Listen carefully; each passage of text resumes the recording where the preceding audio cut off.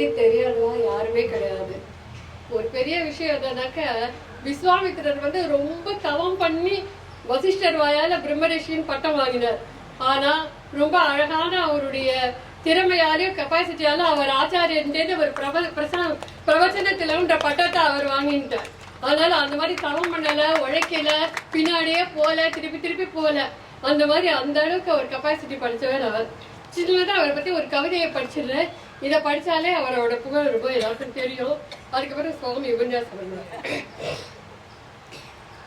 விஞ்சு புகழ் வேங்கடவன் வரம் தந்த காரணமோ, கொஞ்சி தமிழ் நின்னிடத்தில் கவி பாடும் தோரணமாய். தமிழ் ஆசுகவி மிஞ்சி நிற்கும் மனதிலே மாற்றமில்லா ஆரணமாய். வேதம் எப்படி மாறாம இருக்குமோ அது மாதிரி அவரோட ஒரு ஒரு சொல்லும் நம்மளுக்கு மேல ஒலிக்கும். நெஞ்சமெல்லாம் நிமிர வைக்கும் நேரில்லா வாரணமாய். ஒரு முறையே கேட்டாலும் உள்ளத்தில் பதித்திடுவார். கூறத்தாழ்வாருக்கு கூட பிறந்தவர். தருவெனவே தலைமுறைக்கும் தத்துவத்தை உணர்த்திடுவார். தான் கேட்டதோடு இல்லாம அத ஒரு மரம் எல்லாருக்கும் எப்படி கொடுக்குமோ அது போல அவர் எல்லாருக்கும் நம்ம எளிய தலைவர்கள் மொத்தத்துக்கு அதை அள்ளி அள்ளி கொடுப்பார். பெருமழையாய் முன்னோர் சொல் பேருரையாய் பொழிந்திடுவார். அவர் ஓரான் வழி வந்தது போல முன்னோர்கள் என்ன சொன்னாலும் அதை தவிர ஒரு வார்த்தை அவர் பேச்சுல மாற்றம் இருக்காது. என்னோட நாலேஜ், என்னோட ஆராய்ச்சின்ற எதுவுமே அவர்கிட்ட கிடையாது. இத்தனையும் இருந்தும் செருக்கு எதுவும் சேராத சீர்மனத்தால் சிறந்திடுவார். அதுலயும் அவர் கூறத்தாழ்வார் தான். அந்த மும்மதம் இல்லாதவர். அது போல அதுலயும் அவர் கூறத்தாழ்வாரே தான். 200 முறை கேட்டோம் உன் இனிய பாகவதம், 100 புது பொருளா ஒவ்வொரு முறை தனிலும். ஒரு வாட்டி கேட்கும் போது புது புது பொருள் அது வருது. கரி நீங்கி கண்டனவன் அடி சேர வழி சொன்ன அருந்தவ பரிந்தகையின் அடியினையே படிந்துடுவோம். மருள் நீக்கி மதி தந்த மாமேதைக்கு பல்லாண்டு, இருள் நீக்கி ஒளி தந்த நின் இன்மொழிக்கு பல்லாண்டு, திருமாலின் அடி சேர்க்கும் நின் தொண்டிற்கு பல்லாண்டு, பெருவாழ்வு நீ பெற்று வாழ்ந்திடுக பல்லாண்டு. பல்லாண்டு பல்லாண்டு இங்க சௌக்கியமா நல்லா இருக்கணும், இங்க நல்லா இருக்கணும், இங்க சௌக்கியமா இருக்கணும். உங்களுடைய நல்லது தவிர எங்களுக்கு எந்த பிரார்த்தனையும் கிடையாது.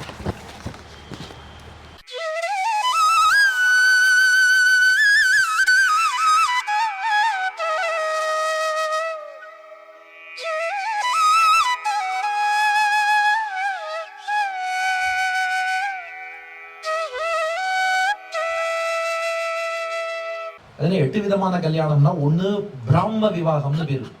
ஒரு வேதம் படிச்சவரை நாமே கூப்பிட்டு, வேதம் படிச்சவருக்கு கன்னியாதானம் பொண்ணு கொடுத்தா விசேஷம்னு சொல்லி பொண்ணை கல்யாணம் பண்ணி கொடுத்தா அதுக்கு பிராம விவாகம்னு பேரு. வேதம் படிச்சவரை கூப்பிட்டு பொண்ணு கொடுக்கறது. ரெண்டாவது தெய்வம்னு பேரு. தெய்வம்னா எப்படின்னா, ஒரு யாகம் பண்ணி வைக்கிறார் ஒருத்தர். அந்த யாகம் பண்ணி வச்சவருக்கு உங்களுக்கு பரிசா என் பொண்ணையே கல்யாணம் பண்ணி வைக்கிறேன்னு பொண்ணு கொடுத்தாருன்னா அதுக்கு தெய்வம்னு பேரு. ஆர்ஷம் அப்படின்னா, ஒருத்தருக்கு ஒரு பசுமாடோ 2 பசுமாடோ வாங்கிட்டு அந்த பசுமாட்டுக்காக பொண்ணா கல்யாணம் பண்ணி கொடுத்துட்டான்னா அதுக்கு ஆர்ஷம்னு பேரு. 4வது பிராஜாபத்தியம். இவர் நல்ல இல்லற தர்மம் அனுட்டிக்கணும்னு ஆசைப்படுறார். மனைவி இருந்தா நல்லா இல்வாழ்க்கை அனுட்டிப்பார். அந்த தர்மத்துக்காக அதான் சுவாமி தேசிகண்ட ஒருத்தன் கேட்டானே, செல்வம் உதவி வேணும்னு, யோகாரம்ப துவரிசமனசோ யுஷ்பதைக்காந்திய யுக்தம்னு. அதான் பிராஜாபத்தியம். நல்லா யாகெல்லாம் பண்ணணும், அதுக்கு இல்வாழ்க்கை வேணும். அப்படி ஒரு பெண்ணை கல்யாணம் பண்ணி கொடுத்தா அதுக்கு பிராஜாபத்தியம்னு பேரு. இந்த 4லயும் பிறக்கிற குழந்தைகள் ரொம்ப சாத்விகமா பிறந்து ரொம்ப நல்ல குழந்தைகளா இருப்பாங்க. ஒண்ணு வேதம் படிச்சவரை கூப்பிட்டு கல்யாணம் பண்ணி வைக்கிறது, 2வது யாகம் பண்ணி வச்சவருக்கு பொண்ணை கொடுத்துடுறது, 3வது ஒரு பசுவை வாங்கிட்டு கல்யாணம் பண்ணி கொடுக்கறது, 4வதாக பிராஜாபத்தியம்னு இந்த தர்மத்தை அனுட்டிக்க பண்ற கல்யாணம். இது 4 விசேஷம். அடுத்து ஒரு 4 இருக்கு, அசுரகா. இந்த அசுரங்கிறது என்னன்னா, பணத்தாசைக்காக இந்த மாப்பிள்ளைக்கு பொண்ணு கொடுக்கலாம் அப்படின்னு அப்பா பார்த்துட்டு, இவர் அமெரிக்கால 6 டிஜிட்ல சம்பாதிக்கிறாருப்பா, இவருக்கு தான் கல்யாணம், இவர் என்னப்பா வைதிகருக்கெல்லாம் பொண்ணு கொடுக்க மாட்டேன், எனக்கு பணக்கார மாப்பிள்ளை, யூஎஸ்ல கிரீன் கார்டு உள்ள மாப்பிள்ளை தான் வேணும்னு கல்யாணம் பண்ணி வைக்கிறார் பாருங்க. அதுக்கு ஆசுரம், அசுர கல்யாணம்னு பேரும். பணத்தாசைனால பண்றது. அடுத்தது காந்தர்வம். காந்தர்வம்ங்கிறது என்னன்னா, வீட்டுல சொல்லாம கொள்ளாம பையன் பொண்ணு தானே போய் பண்ணிக்கிறா பாருங்க, அதுக்கு காந்தர்வம்னு பேரு. அதுக்கப்புறம் ராட்சசம். ராட்சசம்னா சண்டை போட்டு பலவந்தமா பொண்ணை கடத்தின்னு இவன் கல்யாணம் பண்ணிக்கிறான் பாருங்க, அதுக்கு ராட்சசம்னு பேரு. கடைசியா பைசாச்சம்னு ஒண்ணு இருக்கு. பைசாச்சம்ங்கிறது தூங்கின்னு இருக்க பொண்ணு அவளுக்கு தெரியாம அவ சம்மதம் இல்லாம போய் மணந்தான்னா அதுக்கு பைசாச்சம். இந்த 4 ரொம்ப தாழ்ந்ததுன்னு சொல்லியிருக்காங்க. இந்த காந்தர்வம்னு சொல்லக்கூடியதா இருக்கட்டும், அசுரம்ங்கிறது இருக்கட்டும், ராட்சசம், பைசாச்சம், இது எல்லாமே தாழ்ந்ததுன்னு சொல்லியிருக்காங்க. அதனால முதல் 4 நல்ல பெரியோர்கள் பார்த்து கல்யாணம் பண்ணி வைக்கிறதுங்கிறது ரொம்ப விசேஷம். இப்ப மனு சொன்ன பாயிண்ட் பாருங்க. மனுனா உடனே ஒரு பெண்களுக்குன்னா கொஞ்சம் அப்படியே ஒரு கண்ணில் வெண்ணெய் ஒரு கண்ணில் சுண்ணாம்பு, அப்படிதானே அவரை பத்தி சொல்லியிருக்காரு நமக்கு. மனு ஒரு ஸ்லோகம் எழுதியிருக்காரு, பெண் வீட்டில இருந்து வரதட்சணை வாங்குவது பெரிய பாபம். மனு ஸ்லோகம், ஸ்திரீ தனானி து ஏ மோகாத்து உபஜீவந்தி பாந்தவாக நாரி யானானி வஸ்திரம் வா தே பாப்பா யாந்தி அதோகதிம்.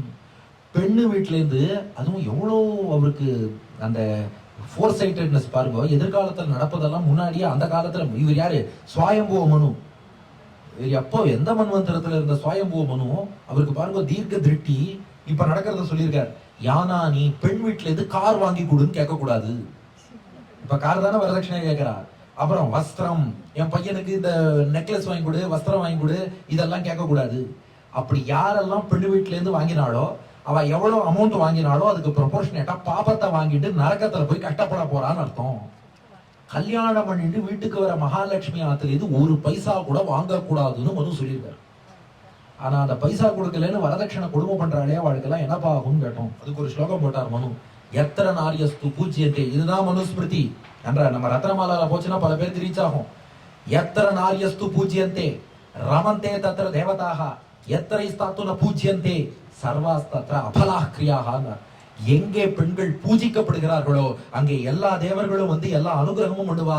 ஆனா எங்கே பெண்கள் அவமதிக்கப்படுகிறார்களோ அங்க எந்த தேவர்களும் இருக்க மாட்டா, சாபம் கொடுத்துட்டு போயிடுவா.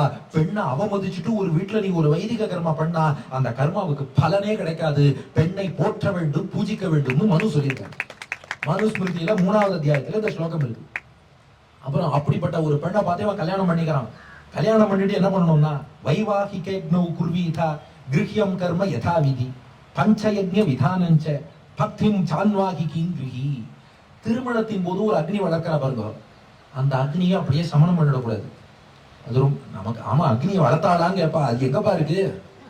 ஆமா நாம ஹாஃப் டே திருமண மண்டபத்துக்கு ரெண்ட் கட்டணும். அந்த திருமணத்தில் வளர்த்த அக்னியை நம்ம ஆத்துக்கு எழுதுருளை பண்ணிட்டு வந்து மரணம் வரை பாதுகாத்து இல்வாழ்க்கை வாழ வேண்டும். வேதத்தில் சொல்லப்பட்டபடி அக்னிஹோத்திரமோ அல்லது ஸ்மிருதியில சொல்லப்பட்டபடி அக்னி உபாசனமோ பண்ணி 2 வேளை அந்த அக்னியை பூஜிக்கணும். இவனுக்கு அந்திம சம்ஸ்காரம் பண்றது அந்த அக்னியில பண்ணணும். இப்ப எங்க கல்யாணத்துல அக்னி வளர்த்தாளானே தெரியல, அது எங்க போச்சுன்னு தெரியல. அதனாலதான் இறந்து போகும்போது என்ன பண்றா, இதுக்கு ஒரு பிராயஷ்சித்தம் பண்ணி புதுசா அந்த அக்னிஹோத்திர அக்னியை வளர்த்து அப்புறம் அதுல சம்ஸ்காரம். இது அமங்கலமா சொல்றேன்னு நினைக்க வேண்டாம். தகனத்துக்கு போகும்போது ஒரு அக்னி சட்டின்னு ஒண்ணு கொண்டு போறாள். அது என்ன அக்னி சட்டி? இவர் அக்னிஹோத்திர அக்னி அது அவர்கிட்ட இல்லை. இவ அதனால புதுசா அதுல பிராயசித்தம் பண்ணிட்டு அக்னி வளர்க்கிறா. அதுலதான் இவருக்கு அந்திம சம்ஸ்காரமே பண்ண வேண்டும்ங்கிறது சாஸ்திரம். நீ என்ன பண்ணன்னு கேக்குறா? அதுக்குதான் 5 நாள் கல்யாணம்னாவது பண்றது. அட்லீஸ்ட் அன்னைக்கே இந்த அக்னியை சமனம் பண்ணிடாமல் நம்ம ஆத்துக்கு எழுதுருளை பண்ணிட்டு வந்து ஒரு 5 நாளா. அந்த 5 நாள் கல்யாணம்னா ஒன்றும் ப்ரொசீஜர் எல்லாம் கிடையாது. என்ன நினைச்சிட்டு இருக்கா, 5 நாளும் ஏதோ 5 பண்ணிட்டு இருப்பான்னு ஒண்ணுமே கிடையாது. 5 நாள் கல்யாணம்னு சொன்னா அந்த ஒரு நாள் நீங்கள்லாம் மண்டபத்துல என்ன கல்யாணத்துல நடந்ததோ நம்ம கல்யாணத்துக்கு அதேதான். மிச்ச 4 நாள் மண்டபத்துல ஒண்ணும் கிடையாது. ஏன்னா மண்டபம் ரெண்ட் எல்லாம் இவ்வளவு இருக்கு, நமக்கெல்லாம் அவ்வளவு வசதி கிடையாது. நேரம் உங்களை போல அடியணும் சாயந்தரம் நேரம் கேளுங்க நம்ம மாத்துக்கு வந்தாச்சு. ஆனா அந்த அக்னியை எழுந்தருளை பண்ணிட்டு வந்து அன்னைக்கு சாயந்தரம் லேக்கா ஹோமம்னு எங்க சாமவேதத்துல லேக்கா ஹோமம் பண்ணணும். கல்யாணத்தை நிக்கிறவ நம்ம ஆத்துல அக்னிக்கு லேக்கா ஹோமம். அதுக்கப்புறம் ஒரு 4 நாள் பண்ணி சேஷ ஹோமத்தோட பூர்த்தி ஆயிடுச்சுன்னா அதுக்கப்புறம் இல்வாழ்க்கை என்பதை, அதுக்கப்புறம் தான் கணவன் மனைவி வாழ்க்கைங்கிறத தொடக்கணும். நேரம் எடுத்த எடுப்புல இந்த வெள்ளக்காரனுக்கு தான் எதா இருந்தாலும் நெருப்பு அணைக்கிறதே பழக்கம். லைட் ஆஃப் பண்ணு, அப்புறம் என்ன இந்த கேண்டில வச்சு ஊது, இதெல்லாம் நமக்கு எதுவா இருந்தாலும் ஒரு விளக்கை ஏத்திட்டு நம்ம இருட்டுல இருந்து ஒளியை நோக்கி போகணுமே ஒழிய ஒளியில இருந்து இருட்டை நோக்கி நம்ம போயிடக்கூடாது. ராத்திரி 12 மணிக்கு நியூ இயர்னு கொண்டாடிட்டு இருப்போம். ராத்திரி நேரத்துல நாம பொழுது விடிஞ்சாதான் நமக்கு அந்த நாள்னு அர்த்தம். சூரியோதயத்துல தான் நம்ம தொடங்குவோம். அதனால அந்த அக்னியை எப்போதும் பாதுகாத்து வைக்கணும். அட்லீஸ்ட் இந்த காலத்துல எல்லாராலையும் அக்னிஹோத்திரம் பண்ண முடியல, பிராக்டிகலி கலியுகம் கட்டம் எல்லாம் புரியுது.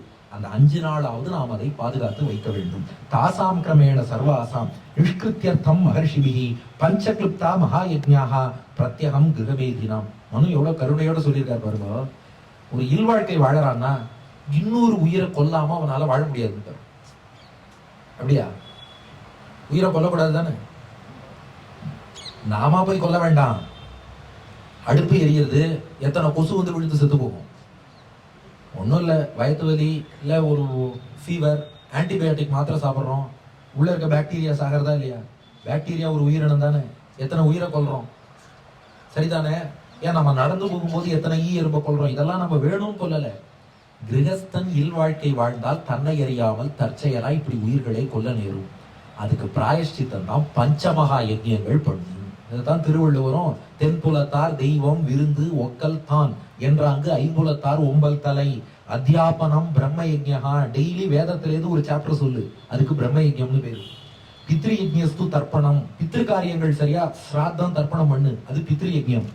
ஹோமோ தெய்வஹா, தினந்தோறும் ஹோமம் பண்ணி பகவானை ஆராதித்தால் அது தெய்வ யஜ்ஞம். பலிர் பௌத்தௌ, மற்ற உயிர்களுக்கு ஏதாவது சாப்பாடு கொடு, காக்காக்கு சாதம் வைக்கிறது, ஏதோ ஒரு பசுமாட்டுக்கு ஒரு இலை கொடுக்கறது, ஏதோ ஒண்ணு, அது பூத யஜ்ஞம்னு பேரு. அப்புறம் நிரியஜ்ஞா அதிதி பூஜனம், வீட்டுக்கு வர அதிதி விருந்தாளிக்கு உணவளித்தால் அது நர யஜ்ஞம், மனுஷ யஜ்ஞம்னு பேரு. அதனால தேவ யஜ்ஞம் என்பது ஹோமம் வழிபாடுகள், பித்ரு யஜ்ஞம்ங்கிறது பித்ருக்களுக்கு பண்ற ஸ்ராத்தம் தர்ப்பணம், பிரம்ம யஜ்ஞம்ங்கிறது வேதம் தினந்தோறும் சொல்லணும், பூத யஜ்ஞம் மற்ற உயிருக்கு உணவளித்தல், மனுஷ யஜ்ஞம் என்பது மனிதர்கள் அதிதிகள் விருந்தாளிக்கு உணவளித்தல். தென்புலத்தார் தெய்வம் விருந்து ஒக்கல் தான் என்றாங்க ஐம்புலத்தார் ஒம்பல் தலை. இந்த 5 கட்டாயம் ஒத்தொத்தனும் பண்ணணும். இதை செஞ்சான்னா இந்த உயிர்களை தெரியாம கொண்டானே அந்த பாபம் போயிடுமா? செய்யாம வாழ்ந்தான்னா மனு சொல்லிட்டார், அவன் மூச்சு விடும் பிணம் இருக்காரு. இதே கேள்வி யக்ஷ பிரச்சனத்துல யக்ஷன் கேட்கறான் தர்மபுத்திரன், மூச்சு விடுற பிணம் யாருன்னா பஞ்சமகா யஜ்யம் பண்ணாம யார் குடும்ப வாழ்க்கை வாழ்ந்துட்டு இருக்கானோ அவன் நாட்டா மூச்சு விடுற பிணம்னு சொல்றான். அதனால இது கட்டாயம் செய்ய வேண்டும். யஸ்மாத் த்ரயோப்யாஸ்ரமிணஹ ஞானேன அன்னேன சான்வகம் கிரகஸ்தேனைவ தாரியந்தே தஸ்மாத் ஜேஷ்டாஸ்ரமோ கிருஹி. பிரம்மச்சாரி வானப்பிரஸ்தன் சன்னியாசி எல்லாரும் கிரகஸ்தனை நம்பி தான் வாழறான். இவன் தான் வாழ்க்கெல்லாம் உணவளிக்கிறான், இவன் சம்பாதிச்சு உணவளிப்பான், தானம் பண்ணுவான், இவன் தேர்ந்து தானம் வாங்கிட்டு போறவா வாழலாம். அதனால ஆசிரமங்கள்லயே ரொம்ப வசதி எதுனா கிரகஸ்தாசிரமம். அந்த கிரகஸ்தன் என்ன பண்ணணும்னா அதிதி விருந்தாளி வராரு, அவருக்கு உணவளித்து விட்டு அதற்கப்புறம் தான் அவன் உண்ண வேண்டும். நவை ஸ்வயம் ததஸ்னியாத்து அதிதிம் என்ன போஜயேத்து தன்யம் யசஸ்யம் ஆயுஷ்யம் ஸ்வர்க்கம் வா அதிதி பூஜனம். அதிதிக்கு உணவளிக்காம சாப்பிடக்கூடாது. அதிதிக்கு வீட்டுக்கு வந்த விருந்தாளிக்கு நம்ம சாப்பாடு போட்டோம்னு வச்சுக்கோங்களேன், அது செல்வத்தை கொடுக்கும், புகழை கொடுக்கும், நீண்ட ஆயுளை கொடுக்கும், ஸ்வர்க்கத்தையும் பெற்றுக் கொடுக்கும். அதிதி பூஜனம்ங்கிறது அவ்வளவு வசதி. நம்ம சம்பிரதாயத்துல ததியாராதனம்னு அடியார்கள் வயத்துல பிரசாதத்தை சேர்த்தோம்னா அந்த உணவை வைகுண்டத்திலேயே விதைத்ததுக்கு சமம்பா.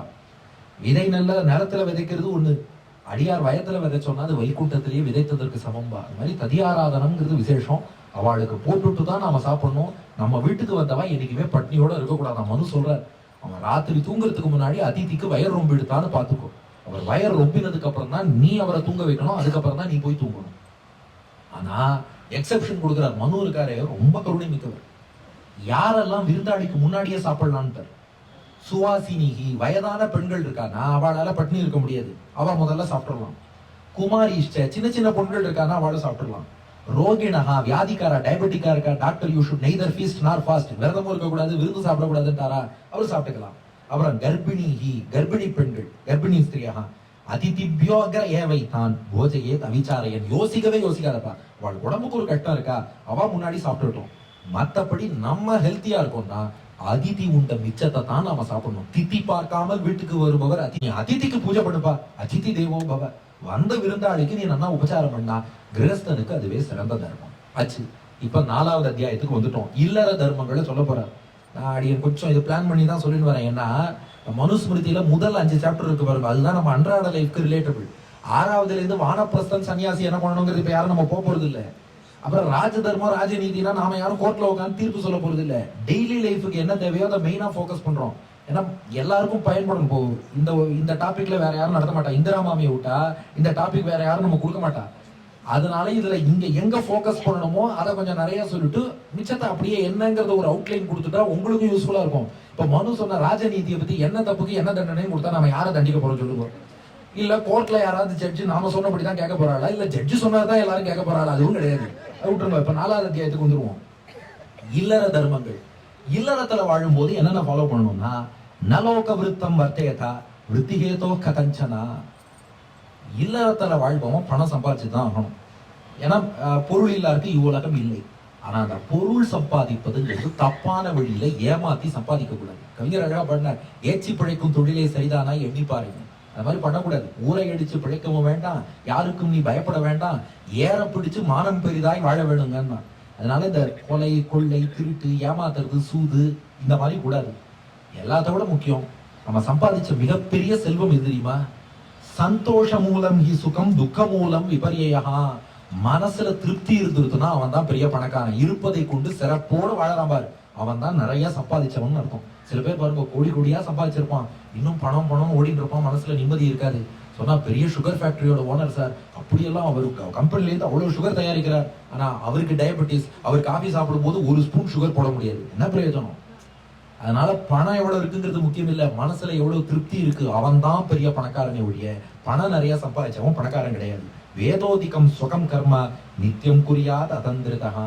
வேதத்துல தனக்கு என்ன கர்மம் சொல்லியிருக்கோ, வேதம் சொன்ன விதிப்படி தன் கடமையை செய்து அதனால் வரக்கூடிய அந்த சம்பாத்தியம் அதை அவன் பேணிக்கொள்ள வேண்டும். அடுத்து கிரகஸ்தன் வாழ்பவன் என்ன பண்ணணும்னா, பிராமே முகூர்த்தே புத்தியேத தர்மார்த்தௌ சானு சிந்தையேத்து காய கிளேஷாංශ தன்மூலான் வேத தத்வார்த்தமேவச.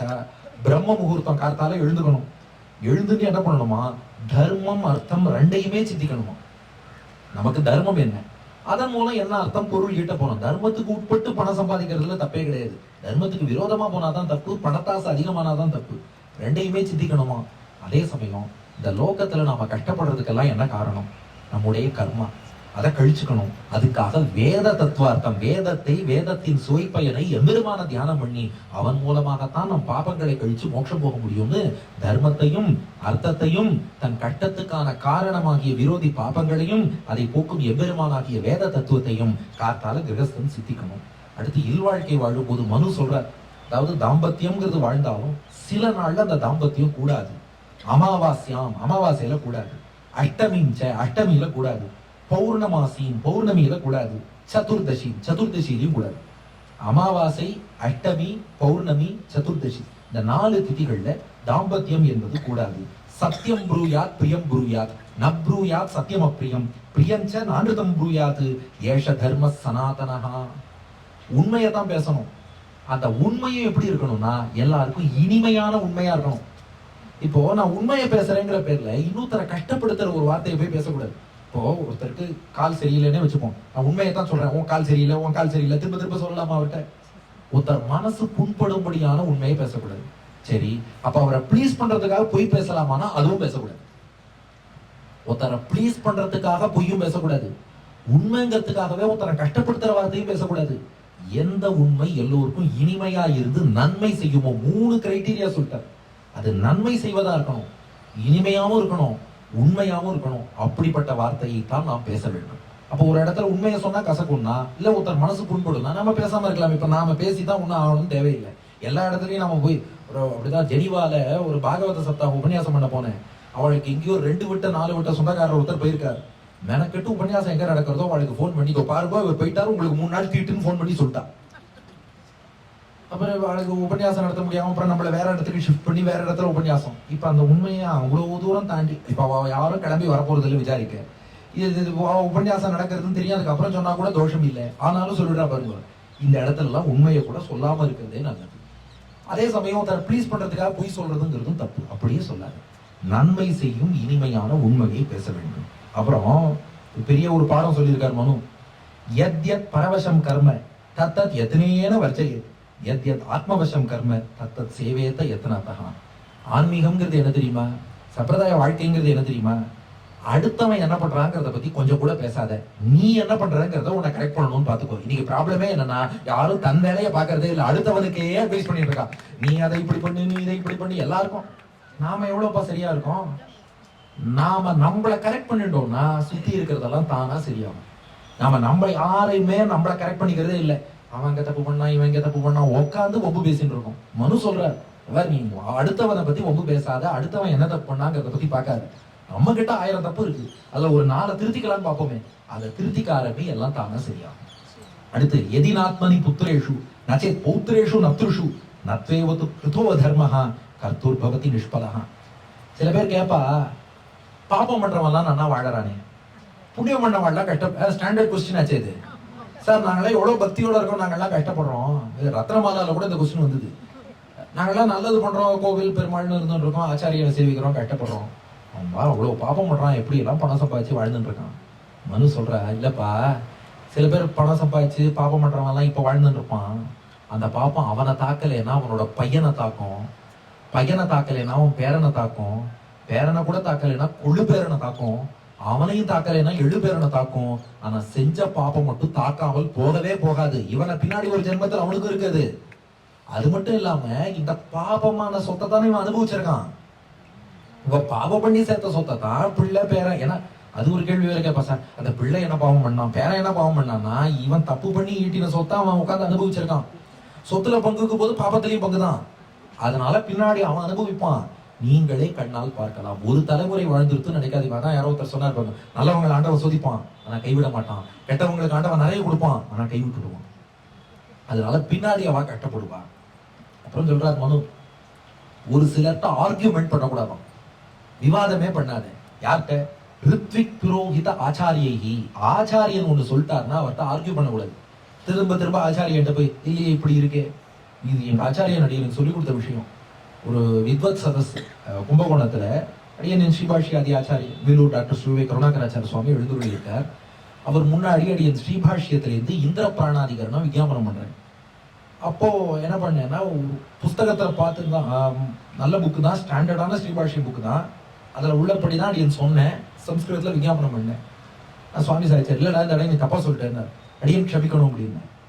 சரின்ட்டு அவர் எப்படி சொல்லணும்னு சொல்லி திருத்தி சொன்னார். அடியன் அப்படியே திரும்ப மாத்தி சொல்லிட்டேன். 2 நாள் கழிச்சு சுவாமி போய் புக்கு ரெஃபர் பண்ணியிருக்காரு. ரெஃபர் பண்ணிட்டு அடியனுக்கு ஃபோன் பண்ணேன், புக்ல அப்படிதான்டா இருக்கு, நீ இப்படி சொன்ன, ஏடா நான் உன்னை இப்படி சொல்லுன்னு சொன்னப்ப ஏன்டா எதிர்த்து பேசலன்னாரு. அடியன் சொன்னேன், நம்ம புக்கில் இப்படி இருக்குன்னு நாம அந்த இடத்துல சொல்றோம்னா புக்கை பார்த்து படிச்சோம்னு அர்த்தம், ஆச்சாரியன் சொல்றதுதான் நமக்கு வசதி, அதனாலதான். அவர் சொன்னார், நீ கெட்டிக்காரன், புக்ல ஆக்சுவலாவே அங்க தப்பா தான் போட்டிருக்கா, நாம சொன்னதுதான் கரெக்ட், ஆனா அந்த ஆர்கியூமெண்ட் நீ வைக்கல பாரு, புக்ல அப்படிதான் இருக்குன்னு. ஏன்னா ஸ்ட்ரெயிட்டா நமக்கு உடனே என்ன தோணும்னா, புக்ல இதானே இருக்கு, ஆச்சாரியனே மாத்தி சொல்றார் நினைக்க கூடாது. ஆச்சாரியன் சொல்லிட்டாருன்னா அது சரி, பரவாயில்லடா நீ கெட்டிக்காரன், நீ பெரிய ஆளா வருவேன்னு அடியன். அதனால ஆச்சாரியன் சொல்லிட்டா ஆர்கியூமெண்ட் பண்ணாதே. மாதுலா திதி சம்ஸ்கிருதைஹி, இன்னும் ஒரு சிலர்ட்டையும் ஆர்கியூமெண்ட் பண்ணக்கூடாதான். யார்கிட்டன்னா தாய் மாமாட்ட ஆர்கியூ பண்ணக்கூடாதான். பிறந்ததுல இருந்து அந்த தாய் மாமா வீட்டு உறவுங்கிறது தான் அப்ப வந்துட்டு இருக்க, அவர்கிட்ட ஆர்கியூ பண்ணாத. வீட்டுக்கு வந்த விருந்தாளிட்ட ஆர்கியூ பண்ணாத. காலில் விழுந்து சரணாகதி பண்ணவன்ட்ட ஆர்கியூ பண்ணாத. அவனே கதி இல்லைன்னு சரணாகதி பண்ணியிருக்கான், அவன்கிட்ட போய் உட்காந்து யாராவது ஆர்கியூமெண்ட் பண்ணுவாளா? அடுத்து பால சின்ன பையன்ட்ட ஆர்கியூ பண்ணக்கூடாது. யாராவது வளர்றானா வளரிட்டு போன்னு விட்டுடணும். விருத்த வயசான வாழ்க்கையும் ஆர்கியூ பண்ணக்கூடாது. ஏன்னா அவ ஏதாவது பேசிட்டு தான் இருப்பா, ஓகே ஓகே நீங்க சொன்னா ரைட் அப்படின்னு பண்ணணுமா. ஆத்துரைஹி, கஷ்டப்படுறவன்ட்ட ஆர்கியூ பண்ணக்கூடாதான். அவனே கட்டத்துல இருக்கான், நாம இன்னும் ஆர்கியூ பண்ணி அவனை இன்னும் கட்டத்துல தள்ளக்கூடாது. ஞாதி சம்பந்தி பாந்தவைஹி, அது போல நம்ம உறவுக்காரா பங்காளிகள் இவாழ்கிட்டையும் சும்மா தேவையில்லை இந்த சின்ன சின்ன விஷயத்துக்கு ஆர்கியூ பண்றோம் பாருங்க, அதுக்கப்புறம் நம்ம உறவையே துண்டிச்சு விட்டுடும், அது பண்ணாத. மாதா பித்ருபியாம், அம்மா அப்பா கிட்ட எக்காரணம் மட்டும் ஆர்கியூ பண்ணாத. அம்மா அப்பா சொல்லிட்டா ஓகேன்னு சொல்லிட்டு போயிட்டே இரு. அப்புறம் பிராத்தா புத்திரேட பார்கையா, அண்ணன் தம்பிட்ட ஆர்கியூ பண்ணாத, அக்கா தங்கிட்ட ஆர்கியூ பண்ணாத, பிள்ளை கிட்ட ஆர்கியூ பண்ணாத, முக்கியமா மனைவிட்ட ஆர்கியூவே பண்ணாத. எஸ் மேடம்னு சொல்லிட்டு போயிட்டே இரு.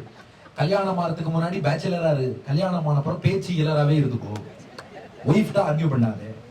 துரித்ரா தாசவர்கேன, பொண்ணு கிட்ட ஆர்கியூ பண்ணக்கூடாதான். பொண்ணு எது சொன்னாலும் எஸ் மை பாஸ், பொண்ணு சொன்னதுதான் கரெக்ட். அப்பா பொண்ணு கிட்ட ஆர்கியூவே பண்ணக்கூடாது, பொண்ணு என்ன சொன்னாலும் ஓகே. அதுக்கப்புறம் தாசவர்கேன, நம்ம கீழே வேலை பார்க்கறாளே சர்வெண்ட், சர்வெண்ட் கிட்ட ஆர்கியூ பண்ணக்கூடாதான். அப்புறம் வேலை செய்ய மாட்டானேனா ஆர்டர் தான் பண்ணணும், ஆர்கியூ பண்ணக்கூடாதுங்கிறார் மனு. இந்த ஆர்கியூ பண்ணாதுங்கிறது வேற. இப்போ சர்வெண்ட் நீ ஆர்கியூ பண்ண வச்சுட்டு இருந்தா அவன் ஒண்ணு சொல்லுவான், இவன் ஒண்ணு சொல்லுவான், இது இடக்கு மடக்கு இப்படியே போயிட்டே இருக்கும், ஏட்டிக்கு போட்டியா போகும். சொன்னா செய், சொல்லிட்டு போயிட்டே இருக்கணும். அவன்கிட்ட ஆர்கியூமெண்ட்டுங்கிறது பண்ணாத. இவாள்கிட்டலாம் ஆர்கியூமெண்ட் பண்ணக்கூடாது. அப்புறம் ஸ்ரத்தையஷ்டஞ்ச பூர்த்தஞ்ச நித்தியம் குறியாத அதந்திரதா, ஒவ்வொரு நாளும் இந்த கிரகஸ்தன் இருக்கானே இஷ்டாபூர்த்தங்கள் பண்ணிட்டு இருக்கணும். மனு பாருங்க, சோசியல் சர்வீஸ் பத்தி உங்க சனாதன தர்மம் என்ன சொல்லிட்டுன்னு கேட்கறான். இஷ்டம்னா யாக யஜ்யம் இறை வழிபாடு, பூர்த்தம்னா சோசியல் சர்வீஸ். ஒவ்வொரு நாளும் கிணறு வெட்டுறது, குளம் வெட்டுவது, தண்ணீர் பந்தல் அமைப்பது, ஏழைகளுக்கு உணவளிப்பது, அனாதை இல்லத்துக்கு உதவி செய்வது எல்லாம் கிரகஸ்தான் பண்ண வேண்டிய கடமைன்றார். நிறைய தானம் பண்ணணுமா. அந்த தானத்துல முக்கியம் என்னன்னா, அங்க பாருங்க அதிதி உபச்சாரத்தை 3வது அத்தியாயத்துல சாரமா சொன்னார். 4வது அத்தியாயத்துல ஒரு சாரம் சொல்ல போறார். சர்வேஷாமேவ தானானாம் பிரம்மதானம் விசிஷ்யதே. தானத்திலே எது சிறந்த தானம்? வித்யாதானம், கல்வி கொடுப்பது. அதான் பழமொழி சொல்லிட்டு இருக்காங்க, மீனை கொடுக்காத மீன் பிடிக்க கத்து கொடுங்க பாருங்க.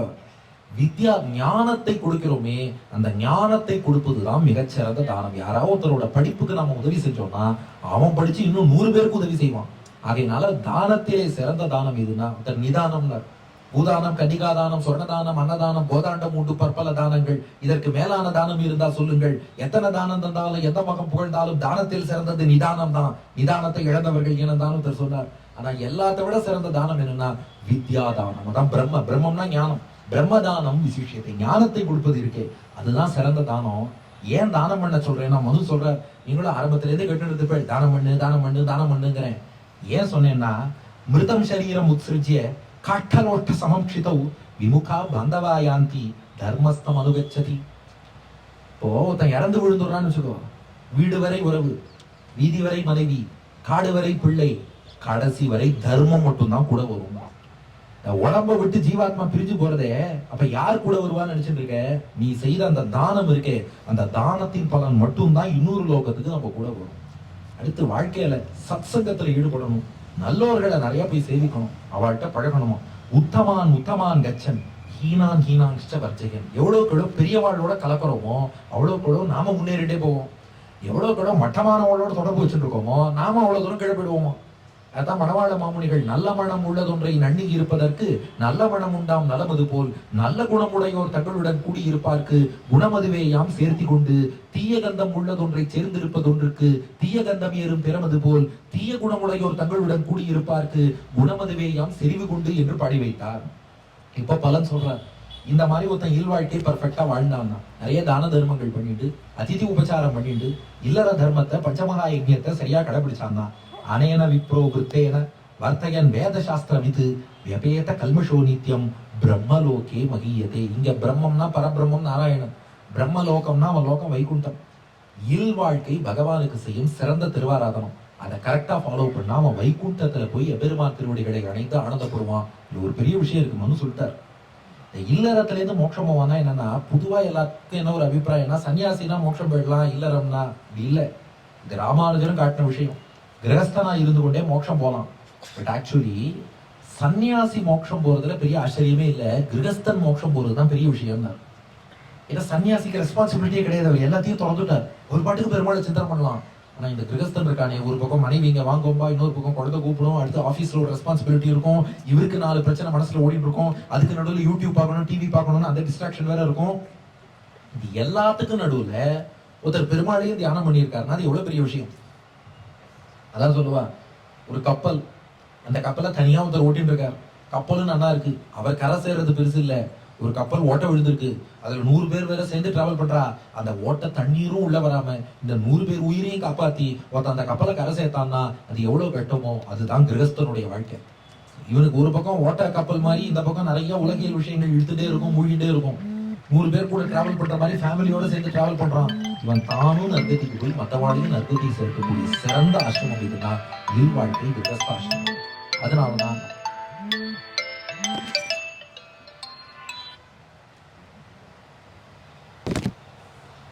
அதனாலதான் அதுல சிறந்த ஆசிரமம் என்பது கிரகஸ்த ஆசிரமம். அது போன்ற ஒரு ஆசிரமம் கிடையாதுன்னு 4வது அத்தியாயத்தை பூர்த்தி பண்றாரு. இப்ப 5வது அத்தியாயத்துக்கு வருவோம். இதுதான் உணவு முறைகள், ஆகார நியமம் என்னன்னு மனு சொல்றாரு 5வது அத்தியாயத்துல. என்னென்னலாம் சேர்த்துக்க கூடாதுன்னு ஒரு சில விஷயங்கள் சொல்லியிருக்காரு. இது பின்னாடி விரிவா சுவாமி தேசிகன் ஆகார நியமம்னு பாடிட்டார். மனு அதுக்கு ஒரு தொடக்க புள்ளி மட்டும் வச்சிருக்காரு. என்னன்னா, லசுனம் கிரிஞ்சனம் செய்வ பலாண்டும் கவகானிச்ச. லசுனம்னா வெங்காயம் கூடாது, அதுக்கப்புறம் பலாண்டு பூண்டு கூடாது, அதுக்கப்புறம் கவகானிச்ச இந்த நாய்க்குடை மஷ்ரூம் இருக்கு அது சேர்த்துக்க கூடாது. இதெல்லாம் அசாத்விகம். அதாவது நாம என்ன நினைச்சுட்டு இருக்கோம்னா, வெஜிடேரியனா எல்லாம் சாப்பிடலாம், நான் வெஜிடேரியன் அனிமல் சோர்ஸ் சாப்பிடக்கூடாது. அப்படி இல்லை. அனிமல் சோர்ஸ்ல இருந்தே வந்தாலும் பசுவினுடைய பால், தயிர், வெண்ணெய், நெய் சேர்த்துக்கிறோம். ஏன்னா அது சாத்விகமானது, மைண்டை பாசிட்டிவா இன்ஃபுளுன்ஸ் பண்ணும், அது எடுத்துக்கலாம். அன்பார்ச்சுனேட்லி அனிமல் சோர்ஸ்ல மற்றது எல்லாமே நான் சாத்விக், அது கொஞ்சம் மைண்டை நெகட்டிவா இன்ஃபுளுன்ஸ் பண்ணுன்ட்டு அதை அவாய்ட் பண்ணிடுறோம். பிளான்ட் சோர்ஸ்ல இருந்தே வந்தாலும் வெங்காயம், பூண்டு, முருங்கைக்காய், அப்புறம் உருளைக்கிழங்கு, கேரட், நீ இதெல்லாம் இப்படி தள்ளிட்டியாமா, அதெல்லாம் சேர்த்துக்க கூடாது. உருளைக்கிழங்கு, கேரட், முருங்கைக்காய், முள்ளங்கி, அப்புறம் முட்டைக்கோஸ், இது போன்ற ஐட்டம் எல்லாம், இதெல்லாம் காய்கறி பிளான்ட் சோர்ஸ் சொன்னாலும் அதெல்லாம் அசாத்விகம் என்பதால் நாம் சேர்த்துக் கொள்வதில்லை. பால்லையுமே பசுவின் பாலை சேர்த்துக்கலாமா, ஒட்டகப்பால் கூடாது, ஆட்டுப்பால் கூடாதுன்னு மனு. ஆட்டுப்பாலும் ஒட்டகப்பாலும் சேர்த்துக்க கூடாது. பசுவின் பாலும், கன்றுக்குட்டி இல்லாத பசுவின் பாலை சாப்பிடக்கூடாது. கன்றுக்குட்டி பிறந்து 10 நாள் வரைக்கும் பசுவின் பாலை சாப்பிடக்கூடாது. அதுக்கப்புறம் உணவுங்கிறதுக்கு பரியூஷித தோஷம்னு உண்டு. சமைச்சதுக்கு அப்புறம் ஒரு குறிப்பிட்ட நாள், ஒரு யாமம்னு சொல்லுவார், அந்த ஒரு யாமம் கடந்துருத்துனா மேக்சிமம் 3 hours வச்சுக்கோங்க ஒரு ரஃபா, அந்த காலத்தை கடந்துருத்துனா அதுக்கப்புறம் அந்த உணவை சாப்பிடக்கூடாதும்பா. ஆனா யாக சேஷத்துக்கு மட்டும் அந்த தோஷம் இல்லைன்னு சொல்லிட்டார். அது மட்டும் கொஞ்சம் லேட் ஆனாலும் அந்த பரியுஷித தோஷம்ங்கிறது வராது, அது எடுத்துக்கொள்ளலாம். இந்த சாத்விக ஆகாரத்துக்கு ஒரு சின்ன அடிக்கோடு மட்டும் காட்டியிருக்கார் மனு, ஒரு 2-3 காய்கறிகள் சொல்லி. இது பின்னாடி சுவாமி தேசிகன் டெவலப் பண்ணி என்னென்னலாம் சேர்த்துக்க கூடாதுன்னு ஒருத்தர்கிட்ட கேட்டார். அப்படி இல்லப்பா, தேசிகன் காலத்திலயோ மனு காலத்திலயோ கேரட்டே கிடையாது, அதனால அவ அதை பத்தி சொல்லல. அவா காலத்துல இருந்தது அவளுக்கு என்ன தெரியும், ஒரு வெண்டைக்காய் தெரியும், வாழைக்காய் தெரியும், பாகக்காய் தெரியும் சொல்லிட்டு போயிட்டான். அப்படி இல்ல, இப்போ கேரட் புதுசா வந்ததுன்னே வச்சுப்போம், கேரட் சாத்விகமா அசாத்விகமானு யார் டிசைட் பண்றது? என் கொஸ்டின் கரெக்டா? இப்போ சுவாமி தேசிகனுக்கு அந்த ஞானம் இருந்தது, மனுவுக்கு ஞானம் இருந்தது. அவளுக்கு பார்த்தா இது மைண்டை இப்படி இன்ஃபுளுயன்ஸ் பண்ணணும் தெரியும், அவள் எழுதுவா. இப்ப நம்ம யாருக்கும் இல்லையோ, அப்போ அன்னோன் கமோடிட்டினாலே அசாத்விகம்னு தள்ளி வச்சிருக்கோம். விஷயம் புரியுதா? இப்ப நம்மளால அது ஜட்ஜ் பண்ண, இப்போ நல்லதா கேட்டதான்னு யார் சொல்றது? தெரியாது. தெரியாதுன்னா அப்புறம் எதுக்கு அதை சாப்பிடணும்? தெரிஞ்ச காய்கறி நிறைய இருக்கு, இதுவே நிறைய இருக்கு. நம்ம இங்க கொண்டு படிப்பாங்களே, வெண்டைக்காய், அவரைக்காய், பாகக்காய், வாழைக்காய், கத்திரிக்காய், அப்புறம் பூசணிக்காய், பரங்கிக்காய், புடலங்காய், கொத்தவரங்காய், எவ்வளவு இருக்கு நமக்கு, சுண்டைக்காய். அப்ப இவ்வளவு இருக்கும்போது இருக்கிறத சாப்பிட்டுக்கோ. இப்போ ஒரு நியூ கமோடிட்டியை கொண்டு வந்து, இப்போ மனு காலத்துல இந்த ஆர்குமெண்டே சரியில்லை, சுவாயம்பூவனை ஏதோ ஒரு காலத்துல சொன்னார், அப்படி சொல்றது சுவாரஸ்யம் இல்லை. ஏன்னா இப்ப நம்ம யாருக்கும் ஜட்ஜ் பண்ண தெரியாது. வேற யாராவது திரும்ப ஒரு அவதார புருஷர் வந்து ஜட்ஜ் பண்ணி புதிய ஆகார நியமம்னு எழுதி கொடுத்தா வேணா அப்புறம் அது வரைக்கும் ஃபாலோ பண்ணிக்கலாம். அது வரைக்கும் என்ன பண்றது, இருக்கிற ஆகார நியமம் தான் நம்ம ஃபாலோ பண்ணி ஆகணுங்கிறது விஷயம். அதுக்கப்புறம் முக்கியமான விஷயம் சொல்லியிருக்காரு, மாமிசம் சாப்பிடலாமா கூடாதா? இதை பத்தி நிறைய டிபேட் வருது. மாம்சம் சாப்பிடலாமா கூடாதா? மனு என்ன சொல்றாரு பாருங்க, அசம்ஸ்கிருதான் பசூன் மந்திரைஹி நாத்யாத் விப்ரஹ் கதாச்சன மந்திரைசு சம்ஸ்கிருதான் அத்யானு சாஸ்வதம் விதிமாஸ்திதஹ. மாம்சம் சாப்பிடுறத தவிர்ப்பதுதான் நல்லது, சாப்பிடக்கூடாதுதான். ஆனால் யாகத்துல பிரசாதமாக வரக்கூடிய அந்த மாம்சம் இருக்கே, அது ஒரு துளி எடுத்துப்பா, அது தோஷம் இல்லை, அது யாக பிரசாதம். ஆனா இதை என்ன தப்பா சித்தரிச்சுட்டான்னா, அப்படியே யாகத்துல கொத்து கொத்தா ஆடெல்லாம் கொண்டு வந்தா, அப்படியே மொத்தமா பலி கொடுத்தா, அப்படியே எடுத்து சாப்பிட்டு இருந்தா, அது நான்வெஜ் சாப்பிடுறது, அந்த மாதிரி அர்த்தம் கிடையாது. யாகத்துல இப்போ ஒரு அஸ்வமேத யாகம் பண்ணணும்னா, அந்த அஸ்வமேத யாகம் பண்ணவே 1 வருஷம் ஆகும். 1 வருஷம் கழிச்சு அந்த குதிரையை வந்து யாகத்துல பலி கொடுப்பா. அதுல இருந்து ஒரு துளி யார் யாகம் பண்றாளோ அவ எடுத்து அதை டேஸ்ட் பண்ணாம வாய்க்குள்ள போட்டுருவான். எதுக்குன்னா அது யாகத்திலே பகவானுக்கு அர்ப்பணிக்கப்பட்ட பிரசாதம். பெருமாள் பிரசாதம்னா இது கொடுத்தாலும் எடுத்துக்கிறோம் இல்லையா? அது போல யாகத்துல சமர்ப்பித்த அந்த பொருளை எடுத்து அவர்கள் எடுத்துக்கொள்வார். அதுவும் கலியுகத்துல பெருசா அப்படி மிருகத்தை பலி பண்ற யாகங்கள்ங்கிறது கிடையாது. முன் யுகங்கள்ல அந்த மாதிரி எடுத்துப்பார். இப்ப ராமன் விஷயமும் அதான். விஷ்ணு தர்மோத்தரத்துல ரொம்ப ஸ்பஷ்டமாகவே ராமன் மாம்சம் சாப்பிட மாட்டார்னு சொல்லியிருக்கு.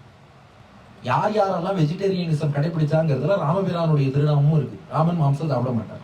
அதே சமயம் வனவாசம் வரும்போது கிரகப்பிரவேசம் பண்றார். கிரகப்பிரவேசத்துல அந்த அக்னியில ஒரு சின்ன மிருக பலி கொடுக்கணும். அதை ஒரு துளி எடுத்துப்பார். அது வந்து யாகத்துல பிரசாதம். அது வந்து உடனே மாம்சம் சாப்பிட்டா நாம பாக்குற மாதிரி ஏதோ ஒரு இதுல போட்டு ஏதோ பேரெல்லாம் சொல்றா பாருங்க, அந்த மாதிரி வச்சுன்னு சாப்பிட்டா, பேரெல்லாம் அப்படின்னு சொல்லல, அந்த மாதிரி வச்சுன்னு சாப்பிட்டா, வரிசையா ஃப்ரை பண்ணி சாப்பிட்டா அதெல்லாம் கிடையாது. யாகத்துலன்னு கொடுத்ததை அப்படியே டேஸ்ட் பண்ணாம எடுத்து வாய்க்குள்ள போட்டுக்கிறது, அவ்வளவுதான். அந்த மாதிரி யாகத்தில் அர்ப்பணிக்கப்பட்ட பொருள் எடுத்துக்கொள்வதுங்கிறது இப்ப யாரும் டெய்லி யாகமெல்லாம் அந்த காலத்திலையும் பண்ணல, இந்த காலத்திலையும் பண்ணல. எல்லா யாகத்திலையும் மிருக பலிங்கிறதும் கிடையாது. அதே ஒரு கேள்வி வரும், ஒரு மிருகத்தை பலி கொடுக்கலாமான்னா அஸ்வமேத யாகம் யார் பண்ணுவா? ராஜா. ராஜாவோட குதிரைப்படையில அவன் போர் புரியும் போது பல குதிரைகள் இறக்கும். அந்த குதிரைகள் சாகாம நன்னா இருக்கணுங்கிறதுக்காக ஒரு குதிரைய பகவானுக்குன்னு அர்ப்பணிச்சு மற்ற குதிரையெல்லாம் நன்னா இருக்கணும்னு வேண்டிக்கலாம். நம்ம யாருமே ஏன்னா போர்ல இவ்வளவு குதிரை செத்து போச்சேன்னு யாரை கேட்டாளா? போர்ல ஆயிரக்கணக்கான குதிரை செத்ததை கேட்கல. இவன் வருஷத்துல எப்பயோ ஒரு தடவை ஒரே ஒரு குதிரை அஸ்வமேத யாகம்னு சமர்ப்பிச்சத, ஐயோ ஒரு குதிரையோட உயிர் போச்சே. ராமானுஜர் சொன்னாரப்பா, அது அப்படி இல்லை, அது அந்த குதிரைக்கு நற்கதியை கொடுக்கும். இந்த யாகத்துல ஒரு பொருளை அர்ப்பணிச்சுட்டா அதை எம்பெருமான் ஏற்று அனுகிரகம் பண்ணிடுறான். அது அந்த ஜீவராசிக்கும் நற்கதி தான் கொடுக்கறது. அதனால யாக கத்திங்கிறது மருத்துவருடைய ஸ்கால்பல் மாதிரின்னு புரிஞ்சுக்கோங்க. அது அதனுடைய கர்மாவுக்கு வைத்தியம் பண்ணி அந்த மிருகத்துக்கும் நற்கதி தான் கொடுக்கறது. அதை ஒரு சின்ன ஒரு துளி பிரசாதம்னு எடுத்துட்டாலே ஒழிய அந்த காலத்துல யாருக்கும் மாம்சம் சாப்பிடுற வழக்கம் கிடையாது. இதுக்கு அடுத்த ஸ்லோகம் மனு போட்டார் பாருங்க, சமுத்பத்திஞ்ச மாம்சஸ்ய வதபந்தௌச்ச தேகினாம். மாம்சம் எப்படி தயாரிக்கிறாங்கிற காட்சியை பாருங்க, அதை பார்த்துட்டாலே உங்களுக்கு சாப்பிட பிடிக்காதுங்கிற மனு. சமுத்பத்திஞ்ச மாம்சஸ்ய, அது எப்படி உருவாக்குறாங்கிறத பாருங்க. பிரசமீக்ஷ நிவர்த்தேத்த சர்வ மாம்சஸ்ய பக்ஷணாத், எல்லா மாம்சத்தையுமே உண்பதை தவிர்த்து விடுங்கள்.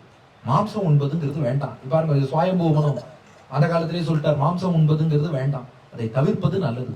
யாகத்துல ஒரு பிரசாதம்னு அர்ப்பணிச்சாளா, அதை பிரசாதம்னு வாங்கிக்கிறது. ஞாபகம் வச்சுக்க உதாரணம் சொல்றேன், ரெண்டு ஒண்ணுன்னு அர்த்தம் இல்ல. ராமானுஜர் சின்ன குழந்தைகள்லாம் மண்ணுருண்டைய ஒரு கல்லு ரங்கநாதனுக்கு நிவேதனம் மட்டும் கொடுத்தா, ஆகா இது பிரசாதம்னு வாங்கிட்டார். என்னது பெருமாளுக்குன்னு அர்ப்பணிச்சது இல்லையா? அது போலதான் யாகத்துல மிருக பலிங்கிறதும். அது ஏன் மிருக பலின்னு வச்சார்னா அதுவும் ஒரு நன்மைக்கு. அதாவது மெயினா ராஜாக்கள்லாம் அந்த யாகம்லாம் பண்ணுவா, அவனுடைய மற்ற மிருகங்கள்லாம் நல்லா இருக்கணும். அவன்கிட்ட நிறைய கால்நடை வெல்த் இருக்கு, நிறைய குதிரை இருக்கு, நிறைய யானை இருக்கு. அதன் நன்மைக்காக ஒன்ன மட்டும், இப்போ முதல் மாச சம்பளத்தை கோவிலுக்குன்னு அர்ப்பணிக்கிறோம் இல்லையா, ஏன் அடுத்தடுத்த மாசம் நிறைய சம்பளம் வரணும்னு, அது போல ஒரு குதிரையை அர்ப்பணிச்சு அஸ்வமேத யாகம் பண்றான். மற்றபடி எல்லா யாகத்திலையும் மிருக பலிங்கிறதும் கிடையாது, ரொட்டீனா எல்லாரும் மாம்சம் சாப்பிட்டாங்கிறதும் கிடையாது. அதை அவாய்ட் தான் பண்ணியிருக்காங்கிறது மனுஸ்மிருதியில தெளிவா தெரியுது.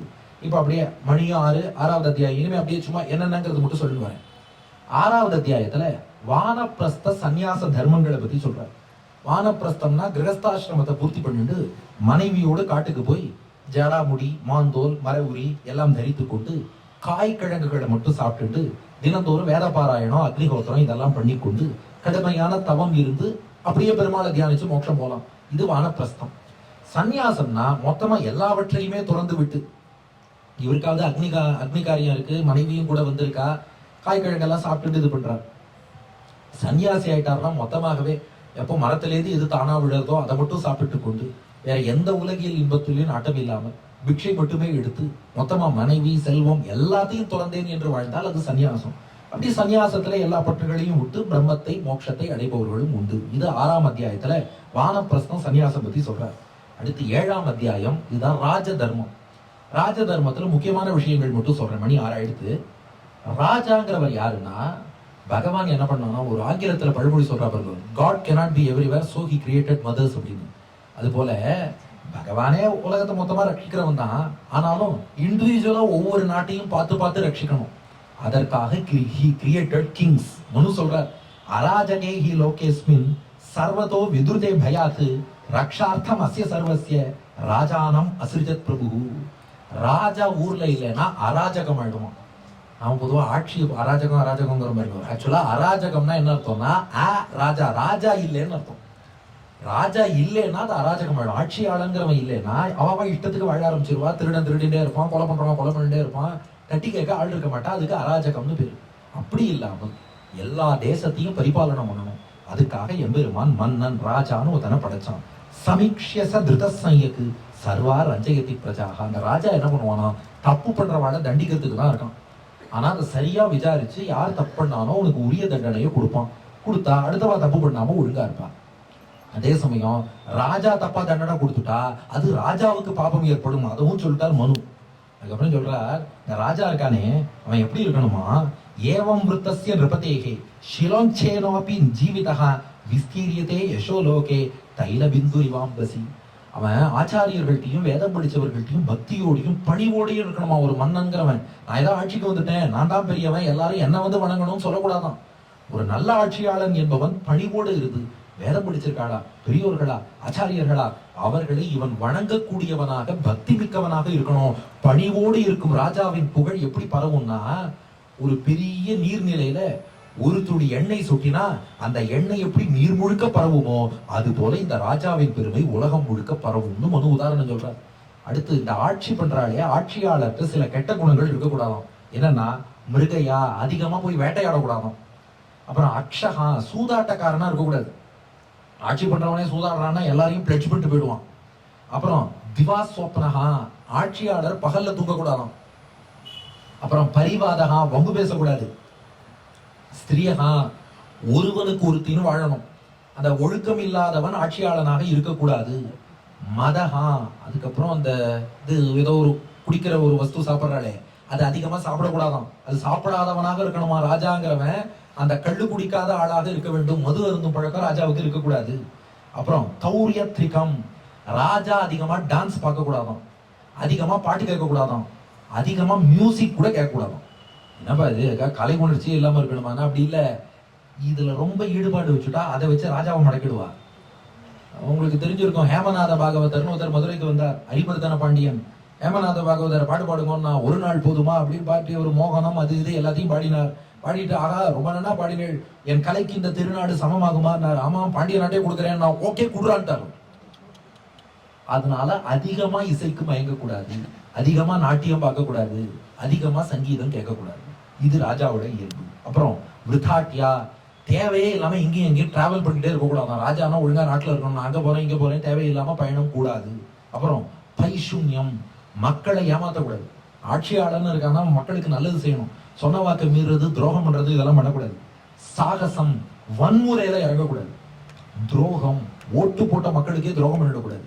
அதுக்கப்புறம் ஈர்ஷ்யா, அவனுக்கு மக்கள் மேல வெறுப்பு கோபம் வரக்கூடாது. அசூயா, யாரை பார்த்தும் பொறாமப்படக்கூடாது. அர்த்த தூஷணம், மக்கள் காசை கொள்ளையடிக்க கூடாது. எல்லாம் மனு சொல்லியிருக்காரு, ராஜா மக்கள் காசை கொள்ளையடிக்க கூடாது. வாக் தண்டச்சஞ்ச, அப்புறம் வாக்கால இன்னொருத்தர தூஷணம் பண்ணக்கூடாது. அமைதியாக நல்ல வார்த்தை பேசுபவனா இருக்கணும். பாருஷ்யம், எப்ப பார்த்தாலும் சிடு சிடு சிடு சிடு இருக்கக்கூடாது. இதெல்லாம் இந்த பண்புகள் ராஜாட்ட இருக்கக்கூடாது. அவன் நல்ல மந்திரிகளை நியமிக்கணுமா, அந்த மந்திரியின் அறிவுரையை கேட்டு நடக்கணுமா.